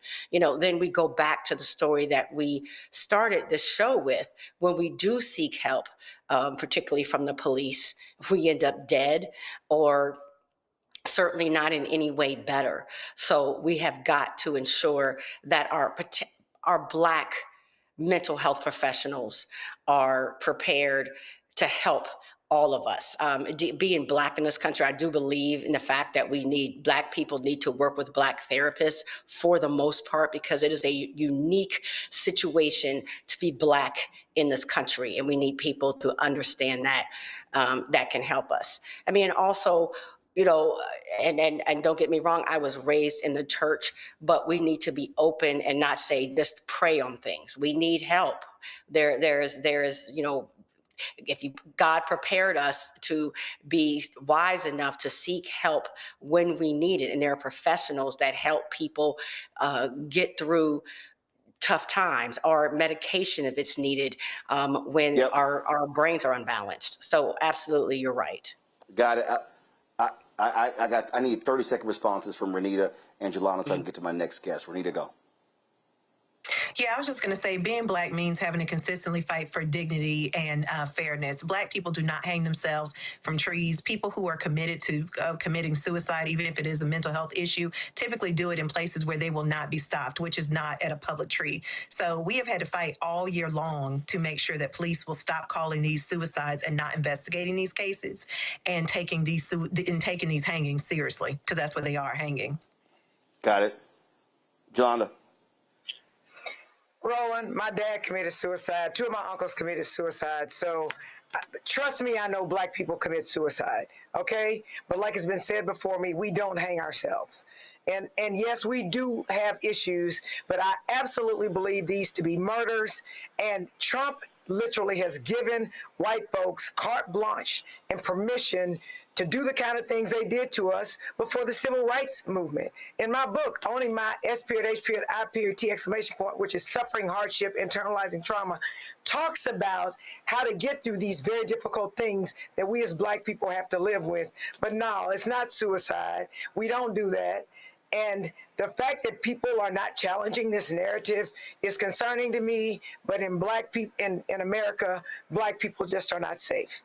And they can come up with some crazy ass stories just like that, and people will run with it. All right, folks, let's talk about, we mentioned this story earlier. where Minnesota Attorney General Keith Ellison is suing the governor of Texas, Greg Abbott, regarding an extradition request for an ICE agent who was accused of shooting a man inside of his home in Minneapolis. Governor Greg Abbott is refusing to follow through with the extradition, which would send the accused ICE agent Christian Castro back to Minnesota to face assault charges. Now, Castro was detained on May 18th, is being held in the Cameron County Jail. Texas law sets a 90-day limit on how long a fugitive may remain in jail while awaiting extradition. Now, here's the issue. Castro was involved in a shooting in Minnesota. What's crazy about this story, when you read this story, and it really is insane, folks, is that this is what took place. ICE agents scanned a license plate. They first of all, you got they chased the man. They shoot Julio Sosa Aciles through his front door. Okay. Now, I told y'all these federal law enforcement people keep lying about what happened. They claim the man attacked them with a broom and a snow shovel. But guess what? There was surveillance video from the city. It proved that to be a lie. The struggle lasted about 12 seconds. Then the Department of Homeland Security came back and admitted that the agents were, quote, untruthful, which means lying. The charges were dropped with prejudice. So what did they do? They charged him with 4 counts of assault and falsely reporting a crime. Then he flees to Texas. And Abbott's like, no, we're going to protect you. Joining us right now is Attorney General Keith Ellison. Glad to have you here. If the roles Thanks were for reversed, having me, Roland. Greg Abbott, glad to see you. If the roles were reversed, Greg Abbott, Dan Patrick, and Republicans will be losing their minds and saying, oh, look at this crazy leftist attorney general in Minnesota who is ignoring the sovereign rights of Texas by not extraditing someone. You know that's exactly what they will be yelling. Yeah, well, the Constitution of the United States says that interstate extradition is supposed to be swift and summary process. The only issue for decision, Roland, is this the right Christian Castro? We ask you your full name, your date of birth. If it all matches, you got to come back and face charges in Minnesota. The bottom line is he's going to have all of his rights, right to counsel, right to be presumed innocent, right to a jury. But he cannot contest the merits of the case from Texas, and neither can the governor. This is outrageous. It's illegal. We'll be in court tomorrow proving it. I mean, what's unbelievable here, DHS, yeah, okay, they lied. Yeah, that didn't happen. When your own department admits you lied, it didn't happen, yeah, you got a problem. And that's what's so crazy. Greg Abbott is ignoring what DHS has said. Well, because at the end of the day, they're kind of okay with what Christian Castro did. I mean, that's the only assumption I can make, that this law and order governor is ready to ignore law and order when it suits his own political beliefs. But this is not about politics. This is about justice. And he must sign the extradition warrant or the court will order him to do so. This, again, is not a controversial thing. It's in the Constitution. It's in the codes of the United States. He must do it. But it kind of reminds me of something that back in the 60s when some of these, segregationist governors, they knew what the law was, but they made the president, arrest them or move them out of the way. But they went down with swinging with their issue of interposition. The bottom line is this is just open, flagrant denial of law. I hope people see this. But again, we've had other problems. I mean, we're still in the midst of investigating the case involving Alex Preddy and Renee Good, who were shot and killed in Minnesota. We're still trying to obtain the full file and gain cooperation with the federal government in pursuit of our investigation. We're looking for simple, cooperation and so we can complete our investigation. And we're looking for the kind of cooperation that states enjoy every day. You know, Roland, your viewers might be interested in knowing that Minnesota has extradited people back to Texas all year, and Texas has extradited people back to Minnesota. In fact, they've done it 3 times since Christian Castro has been arrested and held in the Cameron County Jail. But now they don't want to do this. This is clearly political. This is 100% about him trying to advance the largest deportation in American history. And I'll just remind your viewers too, that look, the largest deployment of ICE agents in the history of America in one time and in one place took place in Minneapolis between December 3rd and February 12th. They called it Operation Metro Surge.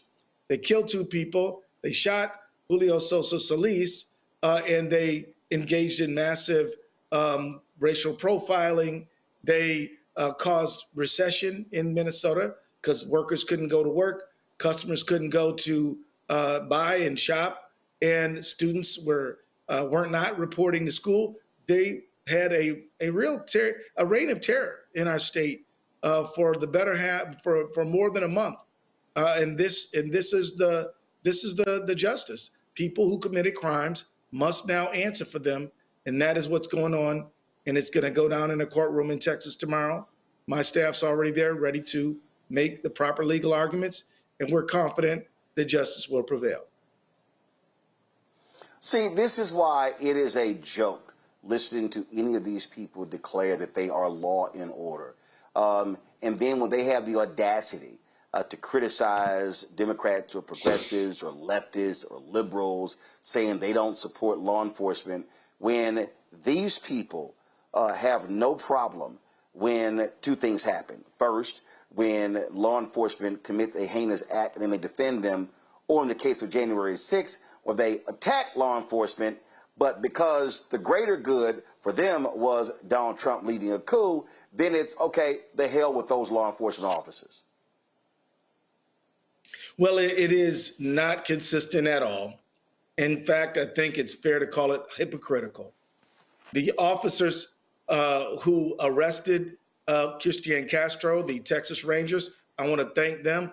I also want to commend the sheriff in Cameron County, Texas, who is doing his job. He's holding Castro in custody, awaiting the signing of the extradition warrant.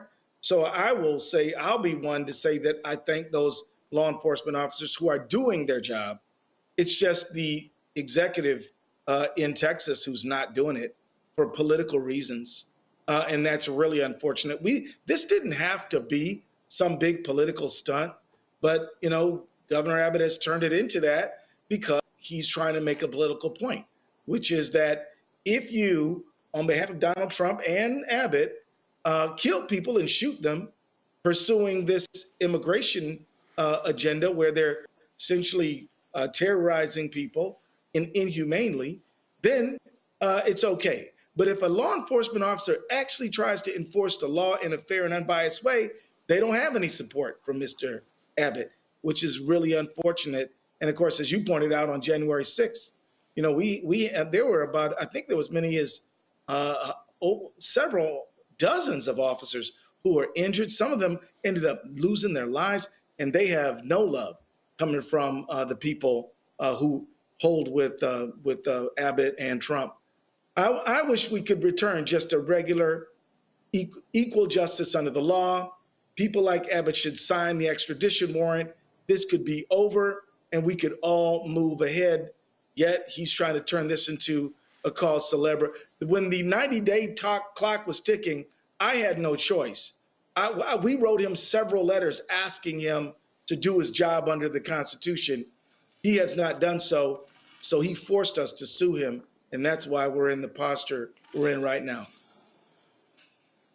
Well, and your point, it didn't have to come to this, and for you to sit here and say, yeah, we've extradited people. All this is Greg Abbott, who's running for re-election. He's in a very tight race with Gina Hinojosa. He is trying to score political points. It's very clear. Not only that, this is somebody who very rarely does national interviews. He was on with ABC's Jonathan Karl. So what this is about trying to stoke his base.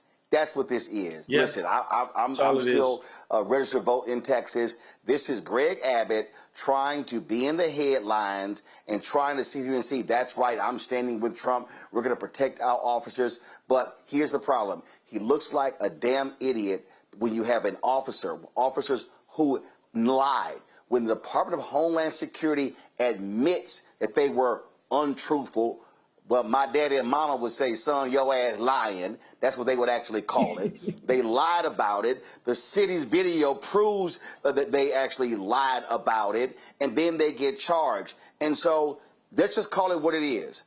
Texas Governor Greg Abbott is harboring a fugitive. Yeah, I think that's how it feels. And I tell you this, I'm glad you brought the facts out, Roland, because Mr. Sosa Solis is chased into his home. The door then is closed. Castro shoots through the door, wounds him, and the house is filled with children. And the bullet goes through and hits into a back wall of the house. Then Castro lies to the FBI and says, I was attacked. And then Sosa Solis, the victim, is charged with assaulting the ICE agent. Then the CCTV video comes out. They have to dismiss charges, and they have to dismiss them with prejudice, as you know, means they can never bring them back. They can never bring them back. So even the Department of Homeland Security has admitted that Castro is a liar. From my standpoint, he's an alleged liar. But from the standpoint of the federal government, which dismissed the charges based on the inconsistency, that's a lie.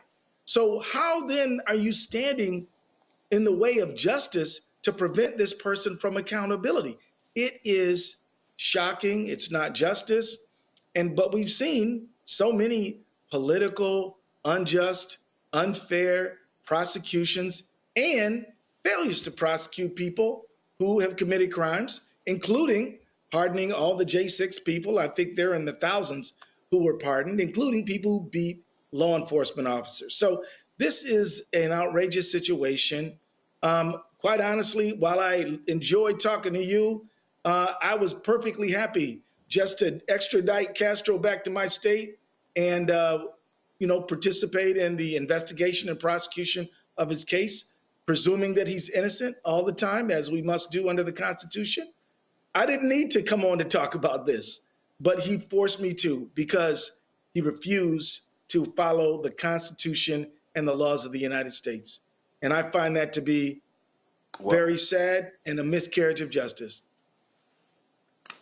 Well, these MAGA Republicans are quite judicious when it comes to when they decide to follow the law. Minnesota Attorney General Keith Ellison, always glad to have you. Thanks a lot. Always, brother. Take care now. Jelanda, I want to go to you. You're a Texas State rep. Greg Abbott is a true embarrassment. This is all election BS, Jelanda. He knows he's in a tight race. He's trying to play to the cheap seats when it comes to his base. But frankly, what Democrats should be doing is saying, again, as I said it, Texas Governor Greg Abbott is harboring a fugitive. He is harboring a liar. He is harboring a federal agent who his own bosses said lied. I agree with you with everything you said, Roland, but Greg Abbott is trying to be in the media. He believes no media is bad media, except for I'm not so certain that even though the law is clear that the governor should sign the extradition warrant, that he's going to do it. This judge, Judge Fernando Rodriguez Jr., was appointed by Trump. Remember, this is Texas, and it's in Brownsville, Texas. And also, I'll say Ted Cruz voted for this guy. John Cornyn voted for this guy. So I don't think it's a done deal with the federal court following the law, because since Trump has changed the Supreme Court and has appointed all these people to the bench, what used to be the law is no longer the law in stare decisis, which is precedent is what it is, no longer exists. But of course, Roland, he's doing that because polls show that Gina Hinojosa is polling better than Abbott. But I also think that this stunt, this tactic by Abbott, does a couple of things. One, the ICE agent is Hispanic. There are a lot of people in South Texas who love what Trump is doing. Believe that or not, that's a whole nother conversation for another day. But also the people that they lied on are Hispanic. So he has something for every kind of person who wants him to deport or not deport. So I think for Abbott and his political agenda about whether people will support him or blame him, I think that for him, he has to do it because it's helpful to him. But I'm not convinced that the judge will order the right result. I'm just not convinced of it. I mean, I do live in Texas. It is in Brownsville, and those South Texas Hispanics vote against their interests all the time. Hey, I get it. I get it. But you know what, Renita? I'm telling you right now, if I'm Gina Hinojosa, if I'm Texas Democrats, if I'm Tallarico, and if this judge rules against AG Keith Ellison, I'm telling you right now, I'm sitting here saying, hey, Mr. Law and Order, you are harboring a fugitive. And I'm using the Department of Homeland Security against Greg Abbott by saying the man's own bosses said he lied about what took place. The video contradicts it. You're harboring a fugitive. You don't care about law and order. You're trying to score cheap political points. That's what I would do. I would hammer Abbott's ass over this. Absolutely. But you know what? I'm not even surprised because we have always seen in this country that white, powerful men have always believed that they are above the law. It's rules for thee, but not for me. And Greg Abbott is no exception. You also have to look at how much democracy breaking we've seen under the Trump administration. Deciding not to follow the Constitution, as Keith Ellison mentioned, that this is literally a part of the Constitution, and Greg Abbott just deciding, oh, well, you know, I just really don't have to follow the Constitution, is another point of breaking democracy. We have seen more and more and more of the breaking of democracy under the Trump administration. And what that leads to is everybody deciding to do their own thing. I mean, we only have a republic and we only have a country that decides to follow the way that our laws are set up so that things are done in an orderly fashion so that we are not making our decisions by everybody going rogue and just deciding to do whatever you want to do. And so when you venture out of that system, which is what Greg Abbott is doing, don't be surprised when you start to see others do the same. Randy? We keep having this conversation about what is lawful, what is right. But these people don't follow the law.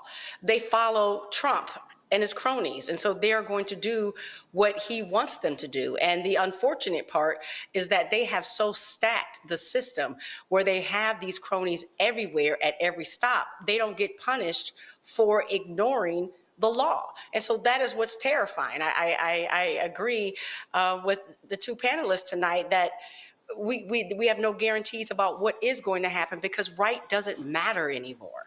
It doesn't stand anymore because these people are supporting one another, just as white, powerful men have always done in the past.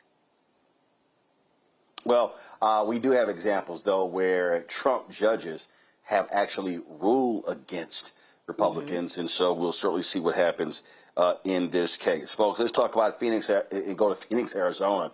My God, where two police officers have been fired and arrested for allegedly assaulting a couple during an unreported traffic stop. On Saturday, y'all, former officers 31-year-old Antonio Felix and Luis Vasquez Jr. were arrested and fired following interviews with detectives.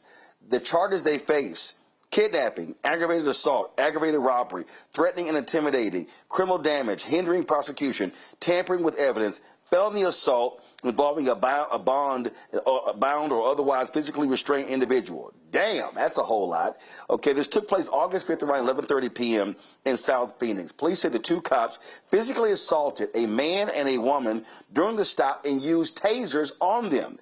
The officers also allegedly failed to report the stop or activate their body cameras. Phoenix Police Chief Matt Giordano said investigators uncovered significantly more evidence of what he called egregious criminal conduct. Both officers were given $100,000 secured appearance bonds and must wear electronic monitors if they are released. Damn! I'm like, what the hell were they doing, Renita? Listen, I wish I could say I was surprised, but I'm not, because we have consistently talked about police misconduct on this show so many times. And the only thing that's new is that now we've got social media, so stories like this can spread, and so people can understand what has been the full corruption of law enforcement since the inception of law enforcement in this country. I mean, this is what it is. And that's why when people were saying years ago, oh, it's just a couple bad apples. No, it's not. This is a system that operates without accountability. And what we do know is systems without accountability built into them are systems that turn into nothing but corruption. And that is what our law enforcement system is in this country. All right, folks. The former deputy sheriff who killed Sonia Massey in Illinois, he's dead. Sean Grayson, who shot and killed Massey in her home in July 2024 after she called 911, died in prison. He was diagnosed with colon cancer. He tried to get released because of medical hardship, but he was denied that. And again, his attorneys sought it. He got hit with a 20-year sentence for second-degree murder while battling advanced colon cancer. Jolanda, may Sean Grayson rest in hell. Hey, man, you know what? I can't say nothing else like better than that. He was exactly where he was supposed to be. Sonia Massey doesn't get to be sick or be out with her family, so he needed to die in prison. I don't feel bad about it. I won't lose any sleep about it. And damned in hell, just like you said. Look, that's how I see this, Randy. I'm glad he was denied. I'm sorry, you got hit with 20 years in prison. There are other people who actually die in prison, and he should not have been released. I'm glad they denied that. And so there's no reason. Sonia Massey should be with us. This was a thug deputy sheriff. He had no business shooting and killing her. And so, yes, he can go to hell. And that's where I think he's residing right now. Oh, he's absolutely in hell. And all I hope for is that it was painful on his way there. I hope he was not given any medication to make his transition any more pleasant than he deserved for it to be. My prayers still remain with the Massey family, her 2 children, and that's where my focus is. But that thing, that murderer, give no 2 damns about him. All right, folks. How shall I put this? There's nothing more embarrassing than to be a MAGA ass kisser and you're black. I don't know how South Carolina Republican Senator Tim Scott looks himself in the mirror after he goes on national television to expose his sheer stupidity. I don't understand how this man can say some of the dumb shit that he says and defend some of the dumb positions. First of all, I ain't even playing the clip, y'all, from this weekend where he was just puckering up to Trump and praising him like he's his daddy. But he's on Meet the Press, and they're talking about the Senate race in Texas between Texas State Representative James Tallarico and the absolutely undeniably corrupt Attorney General Ken Paxton. Listen to this exchange between Kristen Welker and Senator Mushmouth. James Tallarico, as you just said, facing off against Ken Paxton. Paxton has faced allegations of bribery, fraud, abuse of power. He was impeached by his own party. You endorsed Senator John Cornyn in the primary against Paxton. So why do you now believe Ken Paxton has the character to serve in the U.S. Senate? Well, I can tell you this. What we know with great clarity is that James Tallarico does not have the character to serve in the United States Senate, nor does he have the right position on the issues that Texans care most about. I'll say it very clearly, and I'll say it again. James Tallarico is out of step, completely out of step with Texans. But does Paxton have the character to serve? He was impeached by his own party. Raise the taxes. Kristen, at the end of the day, the contrast is clear and simple.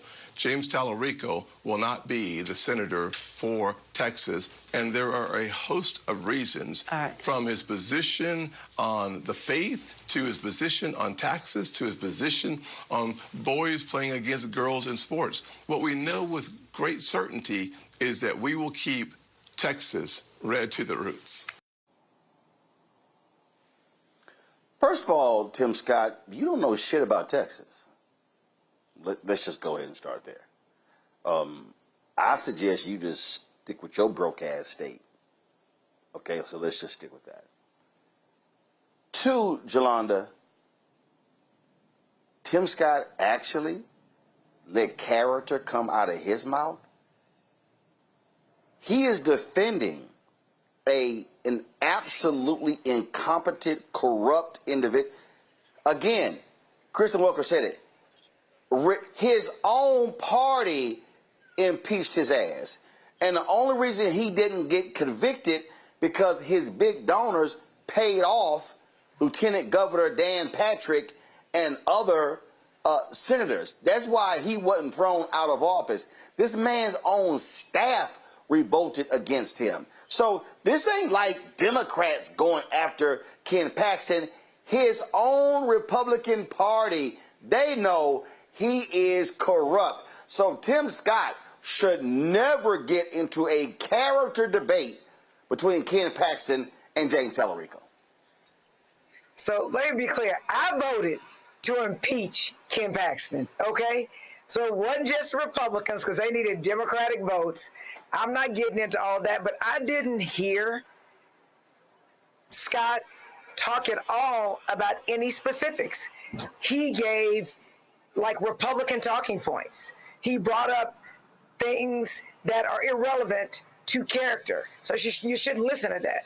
But those same Republicans that voted to impeach Ken Paxton are now introducing Ken Paxton at campaign events in their districts. So they have no spine. They say whatever Trump wants, and Trump has picked him.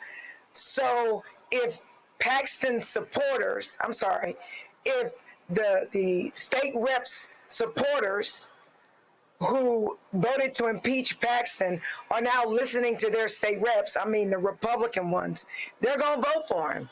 That's what's crazy about the sycophants who follow Trump and the people that he picked. They don't care if their position yesterday was different. And I'm going to say this again.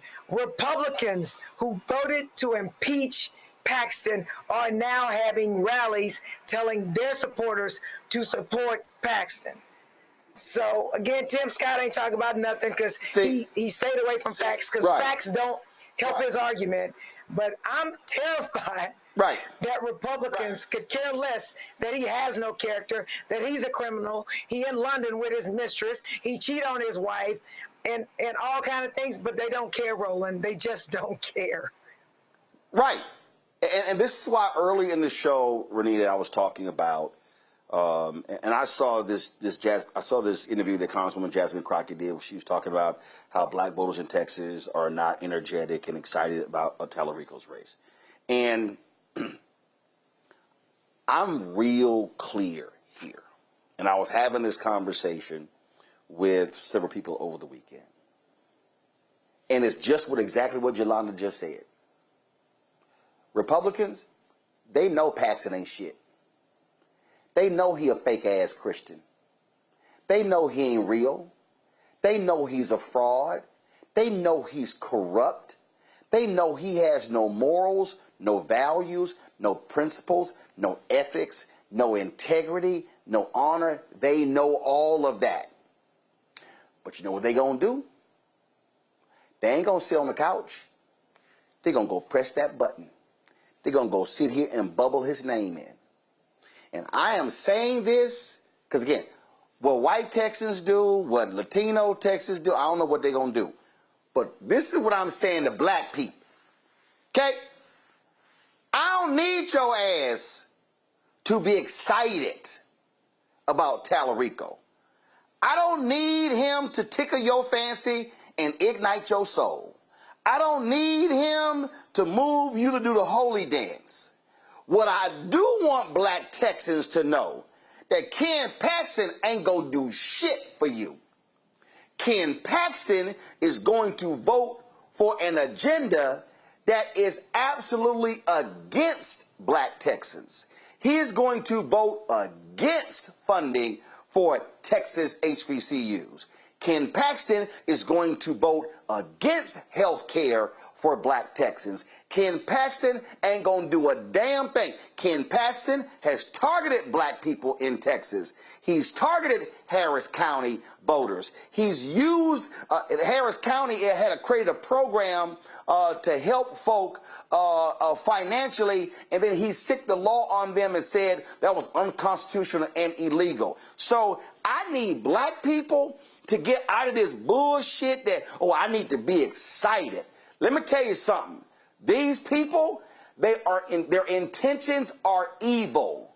Their intentions are to do harm to black Texans and to do black Americans. And in fact, y'all put to the control room, I'm gonna drop a couple of videos in the group me. I want y'all to pull it out.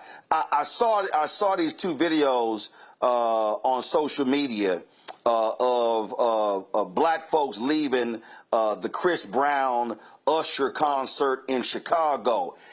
When y'all play the video, that's how I need y'all asses lined up for early voting.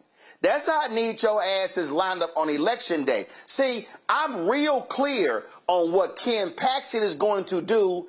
If he's so corrupt, he not ain't going to raise his right hand. He going to raise his left hand. I'm telling y'all. See, y'all, black people, this is not a drill. What these people want to do, they want to do harm to black people, Renita. And we better sit here and, goddamn it, be in formation. Listen, Tallarico better run a campaign that can get black folks excited, because I'm going to tell you this. Ken Paxton, when you're talking about, oh, well, his character this, his character that, the Republicans are excited to vote for him. Why? Because they don't vote on character. He is giving them what they want, which is they want somebody who is going to advance white supremacy. Ken Paxton is committed to that. And they want somebody who's going to do it at all costs. So he is giving Republicans what they want. We make the mistake of thinking, oh, well, Republicans are going to vote on character. No, they're not.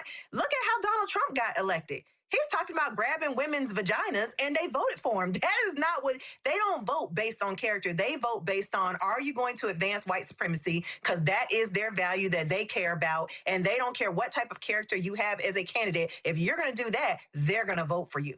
The other thing is, I would mention, is I think it's very interesting that they are giving Tim Scott the crap work as the token in the party, because this was a good interview that you showed, but I saw another interview with him and Kristen Welker. I think it was in the same interview where she asked him a question about the economy. And you know what he said? He said that the issues with the economy right now are still Biden's fault. And she said, well, we're 2 years into the Trump administration. What are you talking about? And he said, I don't care. It's Biden's fault. So they sent this man out here with all types of crazy talking points that don't even make sense. And it is the crap work. But hey, Tim Scott still has not learned that tokens get spent.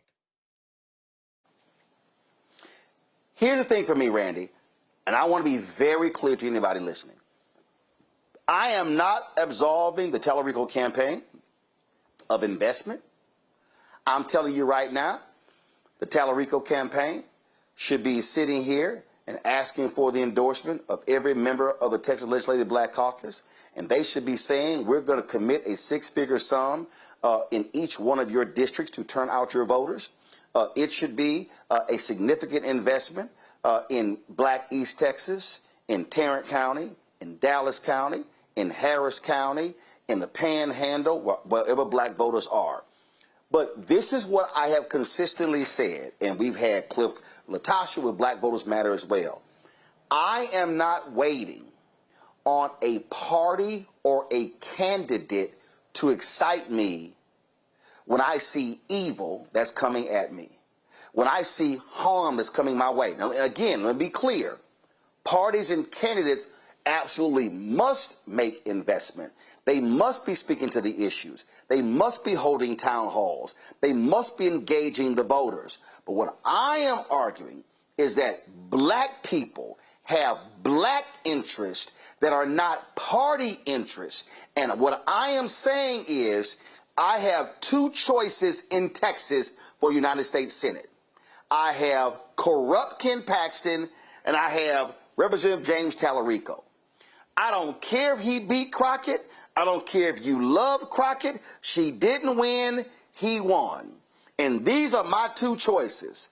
And what I know is I got evil over here. And what I'm not interested is handing evil a 6-year term to follow through harm on me. So if I got a choice between evil as Paxton and Tallarico, this ain't even a conversation, because if Tallarico loses, I know who he voting with. I know he gonna do whatever Trump says.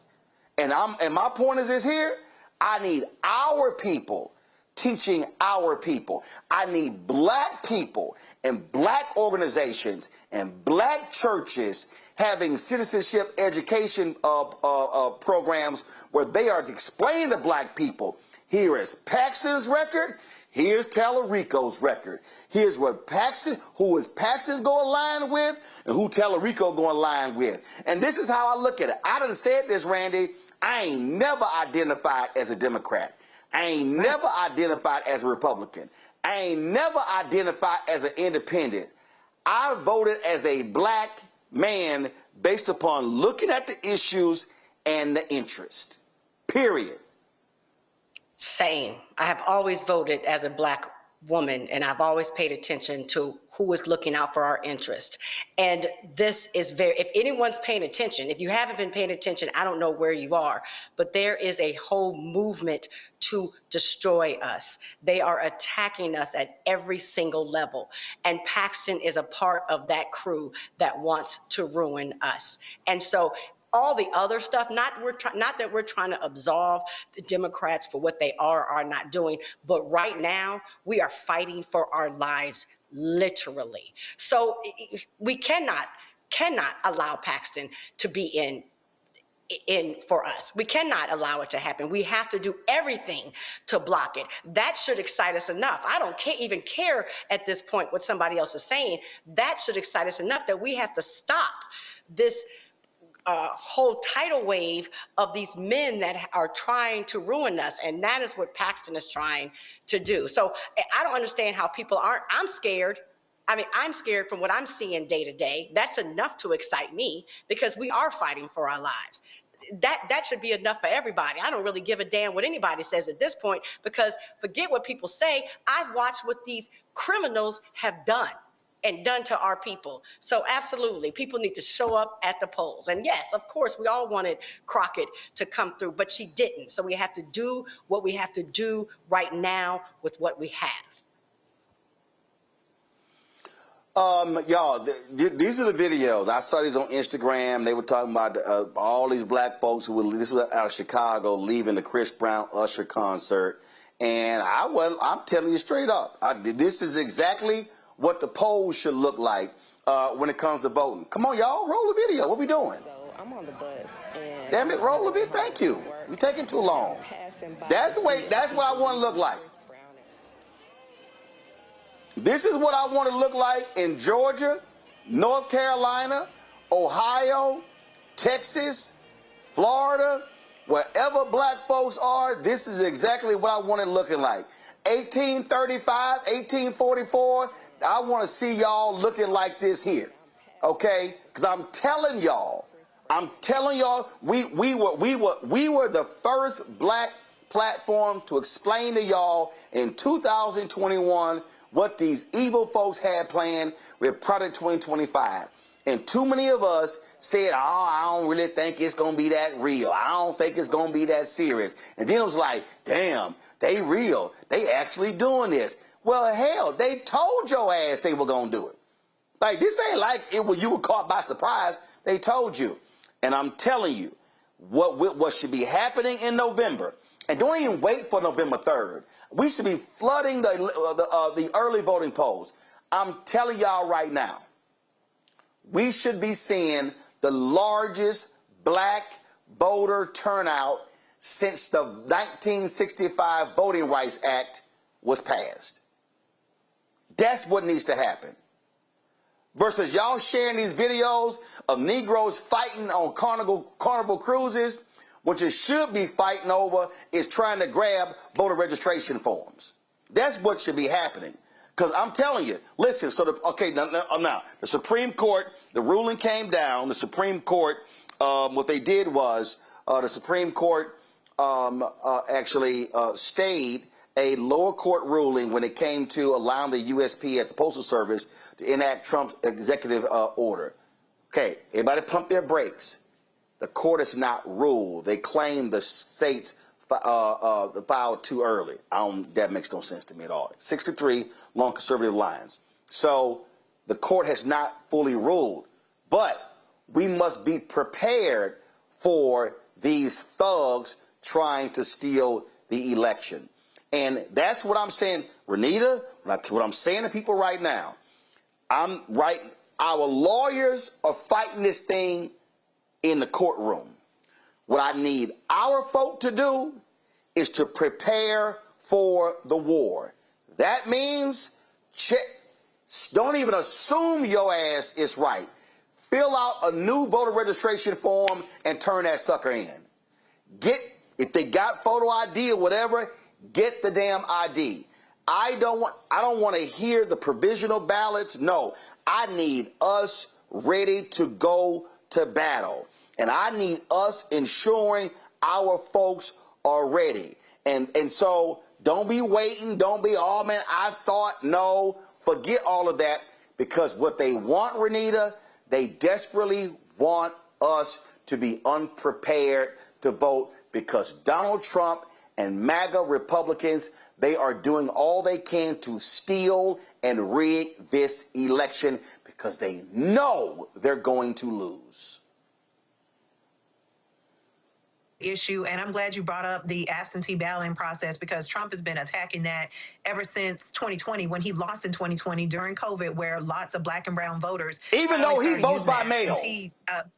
Right. Well, and it's worse than that. And so, listen, when the Trump lawyers came before my committee in Georgia, I was on the Governmental Affairs Committee, which dealt with election law. Rudy Giuliani and the other Trump lawyers came before our committee after he lost the election, and they were trying to get us to overturn the election results so that Trump could win. The first question that I asked them was, why are you attacking absentee voting? Why are you attacking that? In Georgia, when it was mostly older white people using absentee voting, they expanded absentee voting. So, and I don't think that Georgia is an anomaly in that. I'm sure other states across the country, when it was majority white, older people using that process, they would expand that process. And so the moment that we showed up in full force in 2020 and used the process, mostly because of COVID and because we were taking COVID seriously, that's when they began to say, oh, well, absentee voting is full of fraud. That's where all the fraud lives. And, this process needs to be restricted. And so they have been on a mission ever since.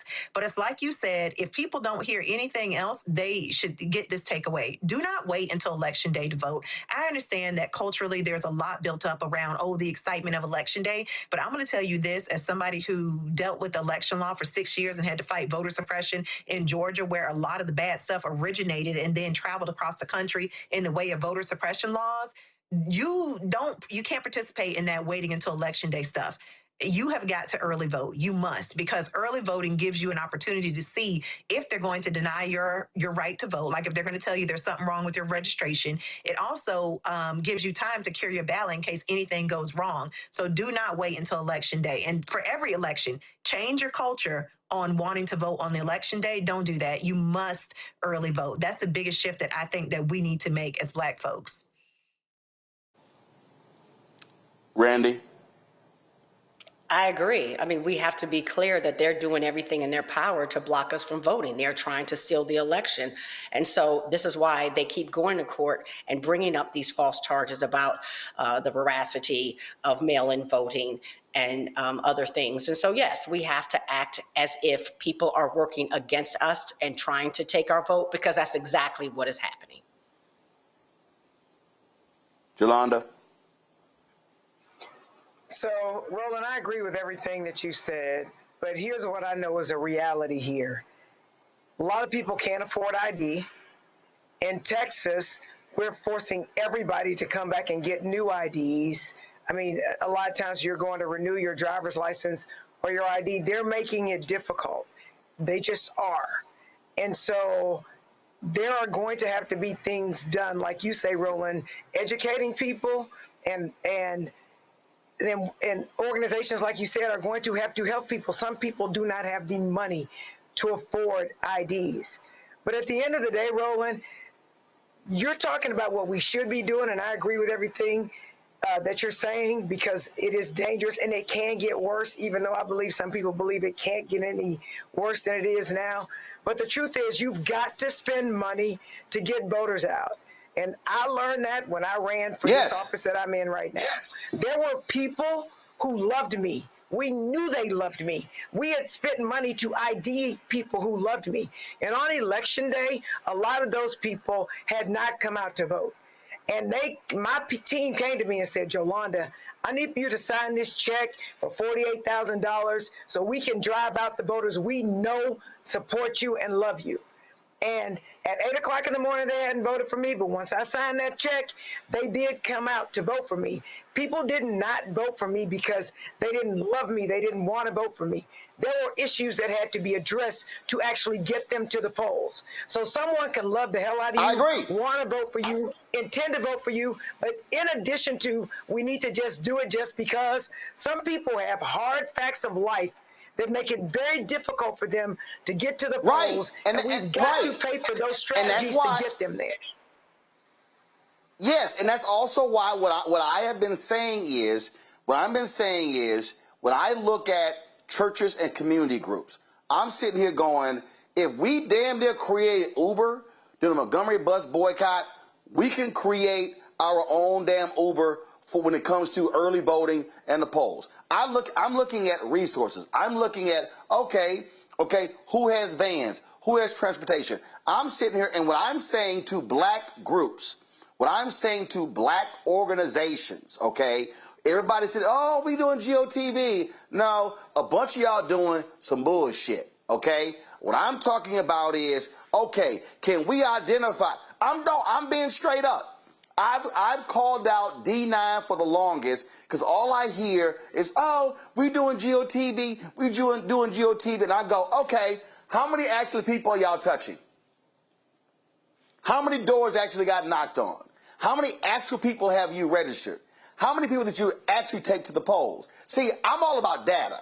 I'm not interested in this anecdotal stuff. My whole deal is, how many people are you touching and how many are you reaching? That's what I look at. And what I am saying, campaigns, the party and the candidate absolutely must be put in. But when you say, you know what, IDs cost, absolutely. You know what they did? The Florida Rights Restoration Group, Desmond Meads, when the Republicans there screwed the voters, where they voted, where they said restore the voting rights of formerly incarcerated, they were like, oh no, y'all got to complete y'all stuff before you get your voting rights back. So they had fines to pay. So you know what Desmond Meads group started doing?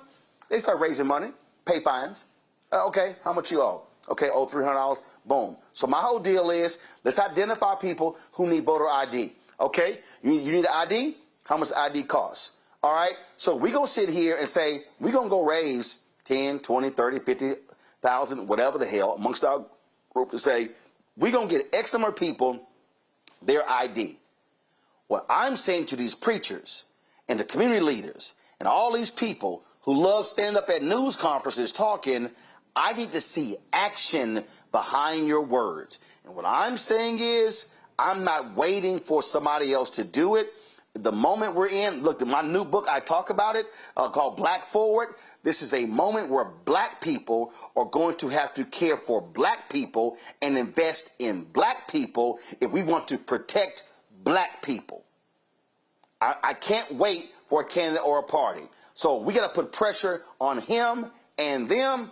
We also got to be doing some stuff ourselves. Before we go, over the weekend, y'all, we lost a couple of artists. Michael Wright, many of us might remember him from the 5 Heartbeats, as well as Sugar Hill. His wife posted on Instagram that he had passed away.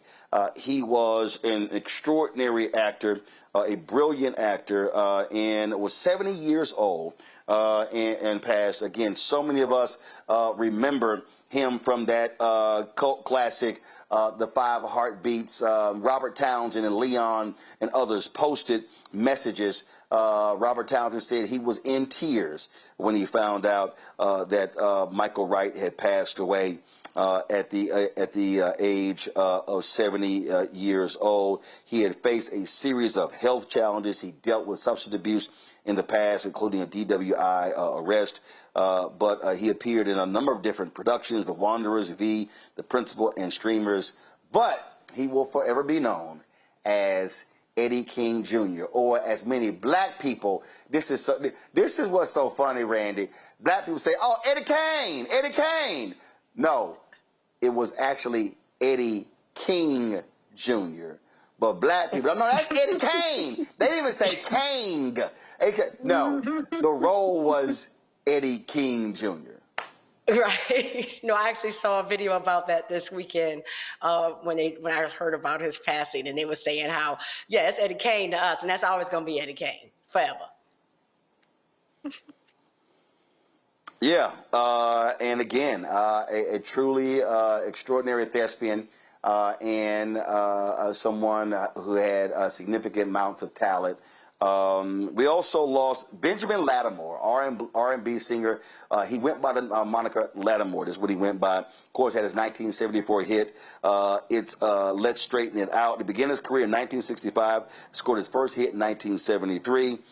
With a remake of T-Bone Walker's Stormy Monday. It peaked at number 27 on the R&B chart. He followed that with If You Were My Woman, and reached, and then of course, but it was Let's Straighten It Out that hit the top 100. His career spanned more than 5 decades. It produced 13 singles that charted.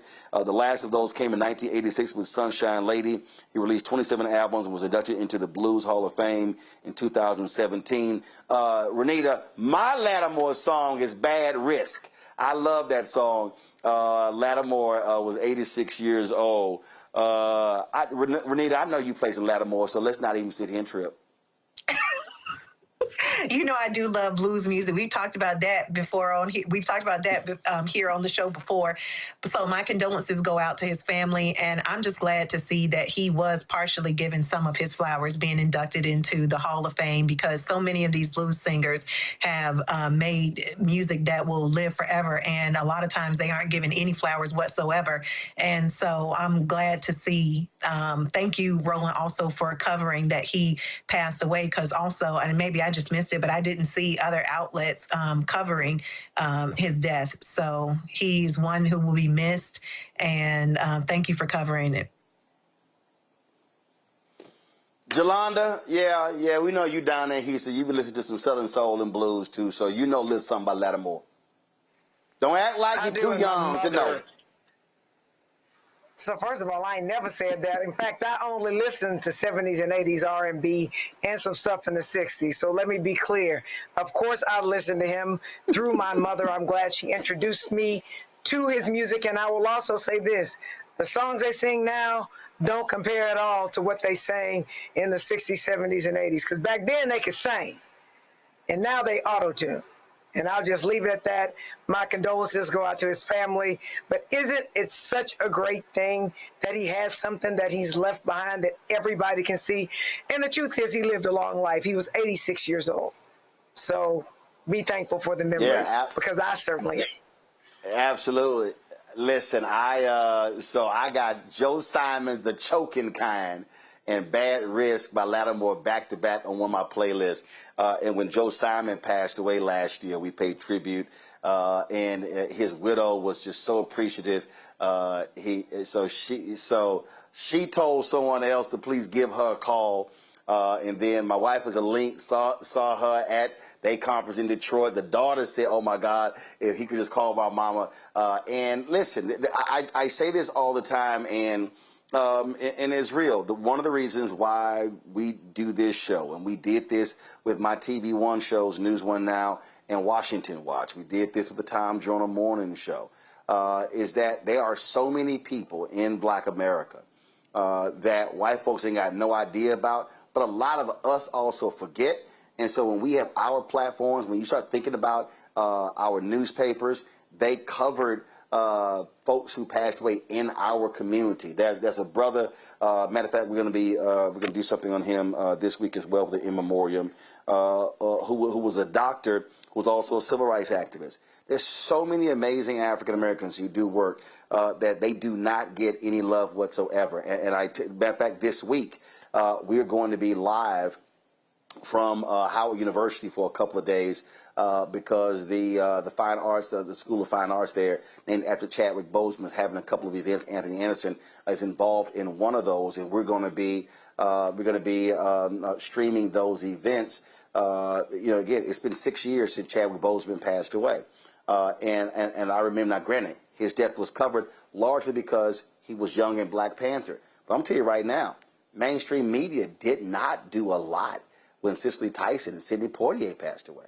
And so so this is one of the reasons why Black-owned media is so important. Also, tomorrow we'll be picking up the feed from Howard University. The king of the Ashanti Kingdom in Ghana is actually giving a lecture at Howard University tomorrow. We're going to have that on the show as well. I'm also shooting. We're going to have in studio the band Maze, of course. They now, formerly, the former members, they now have been granted the license to actually perform the music all around the world. So we'll be talking to them in the show tomorrow. So again, this is why Black-owned media matters. And you know what? There are other shows that Black people host, but they don't actually cover Black stuff, and that's fine. I don't care what other people do. People can do what they do. What we do here, we center Black people. We make Black people the central focus, and that's why we do what we do. We're going to keep doing that. That's important to me because we need a place where our story is always told, and that's why we always want to show love and appreciation to folks like Michael Wright and Benjamin Lattimore, both who passed away this weekend. That is it for us. Let me thank Jolanda. I saw that video on Instagram of you and your comments being taken out of context. Then I saw some other video where you were just sitting here dancing, acting all wild. So if y'all want to see a really interesting Instagram account, just go ahead and follow Jolanda. She get crazy. I'm shocked Randy is even at the house. Randy is always on some beach somewhere. I'm surprised she don't look crispy because she's always on the beach somewhere, gone forever. Yeah, Randy ain't never. Randy had the audacity to tell me I ain't never at home. You need to stop. Okay, at least when I'm here, I'm actually in the States. You always somewhere else. Renita, glad to see you as well. I'm here in Atlanta. Again, I was here. Chris Tucker had his golf tournament. Yeah, let me go ahead and play that. So we've got a couple of videos, y'all. I caught up with Chris. We had a quick interview talking about his golf tournament and what his foundation does. Y'all, we out here, of course, again, my third time playing the Chris Tucker golf tournament. My main man, Roland. Glad to be here. Did you play today? Did you hit? My favorite part is going around seeing all the people that came down here to dedicate their time, like you and so many others, man, to say hello. And that just brings me so much joy, man. And I appreciate you coming. And down. you had some great folks out. I mean, Dr. J, Kevin Willis, Kenny Lattimore, Jeffrey Osborne. Brian Jordan. Man. We got a lot of people. You had Lil Tigger. We had a comedy show, or we had Mike. Yeah, I missed it. I had a speech on Saturday, so I couldn't You missed a good one. We had a lot of good people. Montel Jordan. We had Montel's out here. Frost, who won a Tony Award for playing Michael on. He was late to the Broadway. picture. He was late for the picture. We had to wait for him. Yep, he was a little late. But we had a good time, man. We had a good time. But you here. Oh, we here? We had the best weather. We doing it for a good cause. We doing scholarships at Morehouse. We doing homeless ministry. We doing church ministry. We doing all types of things, man. We even did a heart transplant. And see, y'all, and that's why. You need a new brain? That's why. Oh, no. You good? No, this is an amazing brain. And that's why. That's why a couple years ago I just had to intercede in the auction, because Chris was like, okay, $20. I was like, Chris, smart man. It's a lot of stuff to pay for, Chris. I know, and he did it for free, because I ain't gonna pay you nothing. He said, don't worry about that, man. I got you. He did it, man. I said, as long as it's for free, and he did. I love you, man. Thank you. Baby. Once again, you always here for me. Thank you. All right, then. And when we had the award ceremony, my team placed fourth. We shot 19 under. I think 22 and 20 under one. Yeah, your boy was balling. Wait till we show you the video. Chris Tucker's also his birthday, and we did this.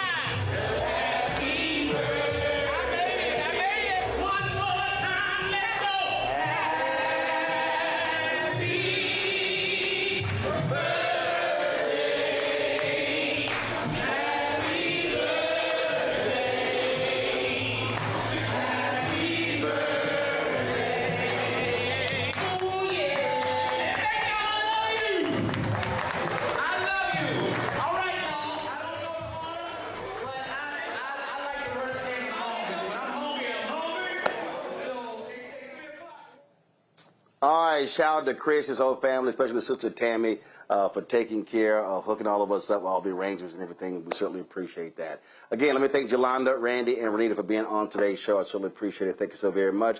Folks, that is it for us. I'm back in studio tomorrow, leaving Atlanta in the morning. But if you want to join our Bring the Funk fan club, please do so. As I said, the work that we do is about us. It's about speaking to us. We don't have, major corporations, and we don't have big money folk cutting us checks. So your support is crucial for us to do the work that we do. We plan on really traveling around this country for doing town halls, doing the show on the road for the elections. And so your support is really important. Join the Bring the Funk fan club. You want to contribute via Cash App, use a Stripe QR code. You see it right here. This is also for credit cards. Checks and money order, make it payable to Roland Martin Unfiltered. P.O. Box 57196, Washington, D.C.